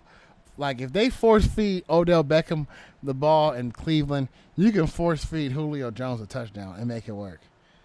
But Oh yeah, Julio needs to. I mean, he probably loves Magic City way too much, man. Like he needs to get out of there. Like if they're not gonna change, he needs to get out. Like I know he's a veteran. I know that he's been doing it for a while, but he needs to get out, man. Like I'm sorry, but that guy is just way too good to go through that. I think he's all right. To me, it's always his. He has an interesting draft class because him and AJ Green came in and they were battling on who was number one, and for like I say like for a good 5 years, you can argue either way. Like you go like, oh nah, AJ Green is the one you should have went with. Now Julio Jones is making these big plays, doing this, but he don't really have the touchdowns. AJ Green, a little tall, lankier. Andy Dalton throws him the ball, he gets the touchdowns. To me, those are two guys who I wished in a perfect world would go to a Green Bay together or something with a great quarterback. Oh, I should have said Seattle. I shouldn't have admitted that Aaron Rodgers is a great quarterback because he is, though. I give it to him. It was bound to happen. Yeah, if man. they can go to because because their careers is crazy, man. And ATL right now is fighting for their first win, right? They're winless, Yep. and they 0-3. should be at least 2-1. They should have beat the Cowboys, and they should have won last week. But their bonehead mistakes are costing them, and their team is not playing right, and they're not being dedicated like they should be. They have their head down and whatnot. Like to me, I respect coaches when they're in their face when it's even a dumpster fire. Like even like a job. I'm trying to think of a good coach. Jack Del Rio when he coached the Raiders when they were losing, he still had that right attitude where those guys fought till the last minute. What's that weak guy? Mike Singletary when he was a head coach, horrible head coach, but he had those guys believing they were in every game at least when it starts. And when you see Atlanta play, like they seem hyped for a second, like for the cameras, but their body language after like something goes wrong one time early in the game, they kind of feel like they kind of feel like nah, we have it, we should chill, and then like the second half comes like nah, let's just keep chilling. They don't have that they don't turn it on. Matt Ryan is playing okay, but he's struggling like in overtime, big moments, or where he's supposed to make a drive. He's not playing like himself. Dan Quinn, I think that's his name, right? Yeah, Quinn is not. He's not calling the right play. I don't know what it is. But once again, man, every time. Oh man, hold on. I know we're going kind of late, and I know y'all probably tired because we've been going for a while. But man, this has been a good one. Back to what I was saying about. Cause I was gonna say QB relationship with Dan Quinn and Matt Ryan is not working out. But to me, they have history of just not working out. But I mean, since I'm drinking like this honesty juice right now, what was that? Somebody call me? Okay, I got you. Derek Carr and John Gruden, do they fall under my QB head coach spectrum of not working together right? And if so, who do you guys blame? Is it more John Gruden or is it Derek Carr? I think that it's more of a Derek Carr because listen, John Gruden is going to wants to run his system. He doesn't, he's not interested in someone who can't figure out what he wants to do. And this is someone like Chris Sims who used to play for him and spoke candidly about how Gruden is and what his mindset is as far as with his quarterback. They're not winning, so obviously Gruden does want it on. We lost one game now. Let's just paraphrase that. We only lost one game this season. Yeah, I just feel like Gruden, if they don't make the playoffs, he's going to want somebody else. If they don't make the playoffs, the Raiders are trading every single pick in Gruden fashion to get Trevor Lawrence. He's going to give away the whole team and all the picks to get Trevor Lawrence. I think so. Because who do y'all have to give away? We got first rounders. Not anymore. Y'all use all those picks up. Those picks was used on Ruggs. No, I'm saying we have our first rounders, like our normal first, like our future first rounders that belong to our team that we will give up. So you gonna need to give up a haul. They're gonna. I don't know. To me, we got players like Waller. Nah, let's just. I don't know. To me, he brought in Marcus Mariota, him and Mike Mayock. They were gifted Derek Carr. Mayock might be more of their guy in the future more than Derek Carr if he doesn't step up. I but before John Gruden became the Raiders head coach, I just always said he's been a fake QB whisperer. Like he's not the guy we think he is. Like I know Tito's not high on my next guy who's a real QB whisperer, but Kyle Shanahan is a more QB whisperer than John Gruden. Like John Gruden famously played musical chairs in Tampa Bay. Like he won the Super Bowl not because of his quarterback play. He had a good system with Rich Gannon, who was an exceptional quarterback, who played good for the next coach after he left, and he was just gifted a great defense, and he played the offense that he made, so he won. And then all his quarterbacks, Josh Freeman, Chris Sims, what's the Polish dude name? Bradkowski. Who else? Another one. I'm missing one more. Hey, man. He had the 49ers former old quarterback, Garcia. Yeah, he had a whole bunch of guys. Like, to me, Gruden is a quarterback whisperer.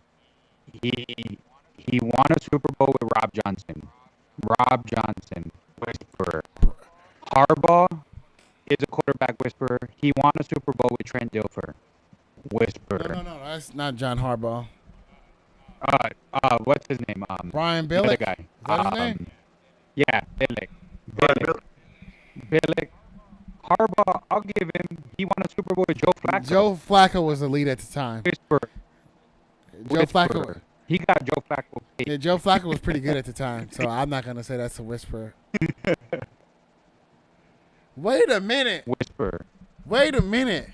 Is John Harbaugh in the Baltimore Ravens good at picking players out the draft? They might be. Picking players off the draft? Oh, hell yeah. Baltimore is really good, man. Joe Flacco. Go ahead. Who was their GM? Their GM was it Ozzie? It was Ozzie Newsome? He retired though. Yeah, it was Ozzie Newsome, right? But he set them up though. Like he was really, really good with his draft picks.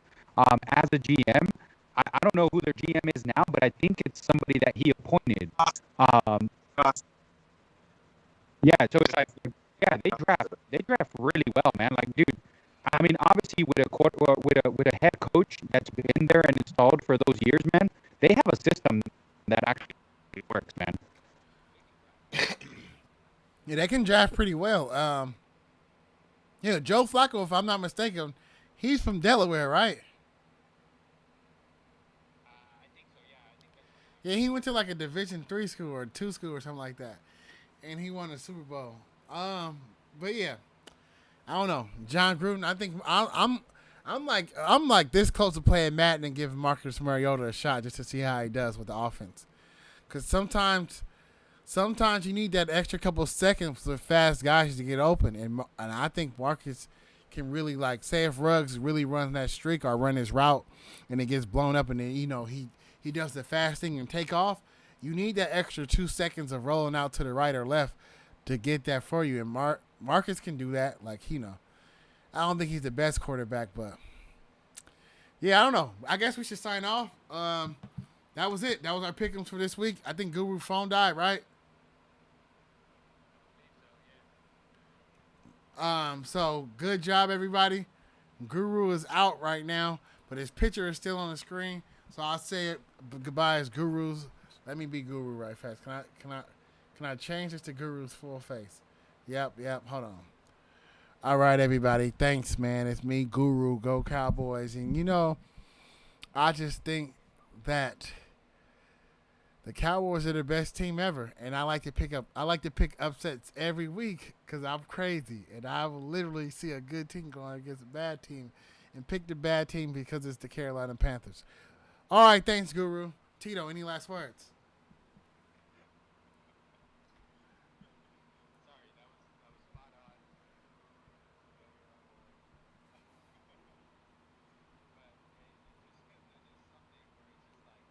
Oh, hold on. I can't hear you. Talk. Yeah, I can hear you now.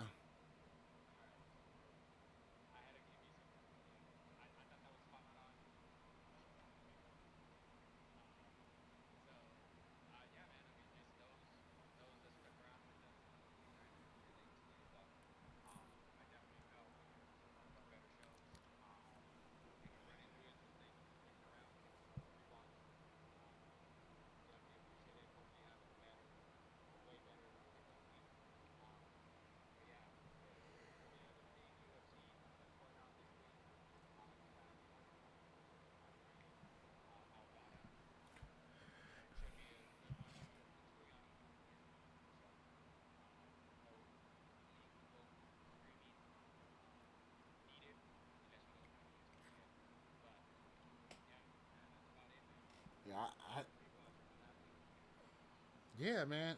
Cool. UFC, Holly Holmes. I was just watching a video on her on my phone earlier in the show. Her knockout, her kick knockout special. Boom.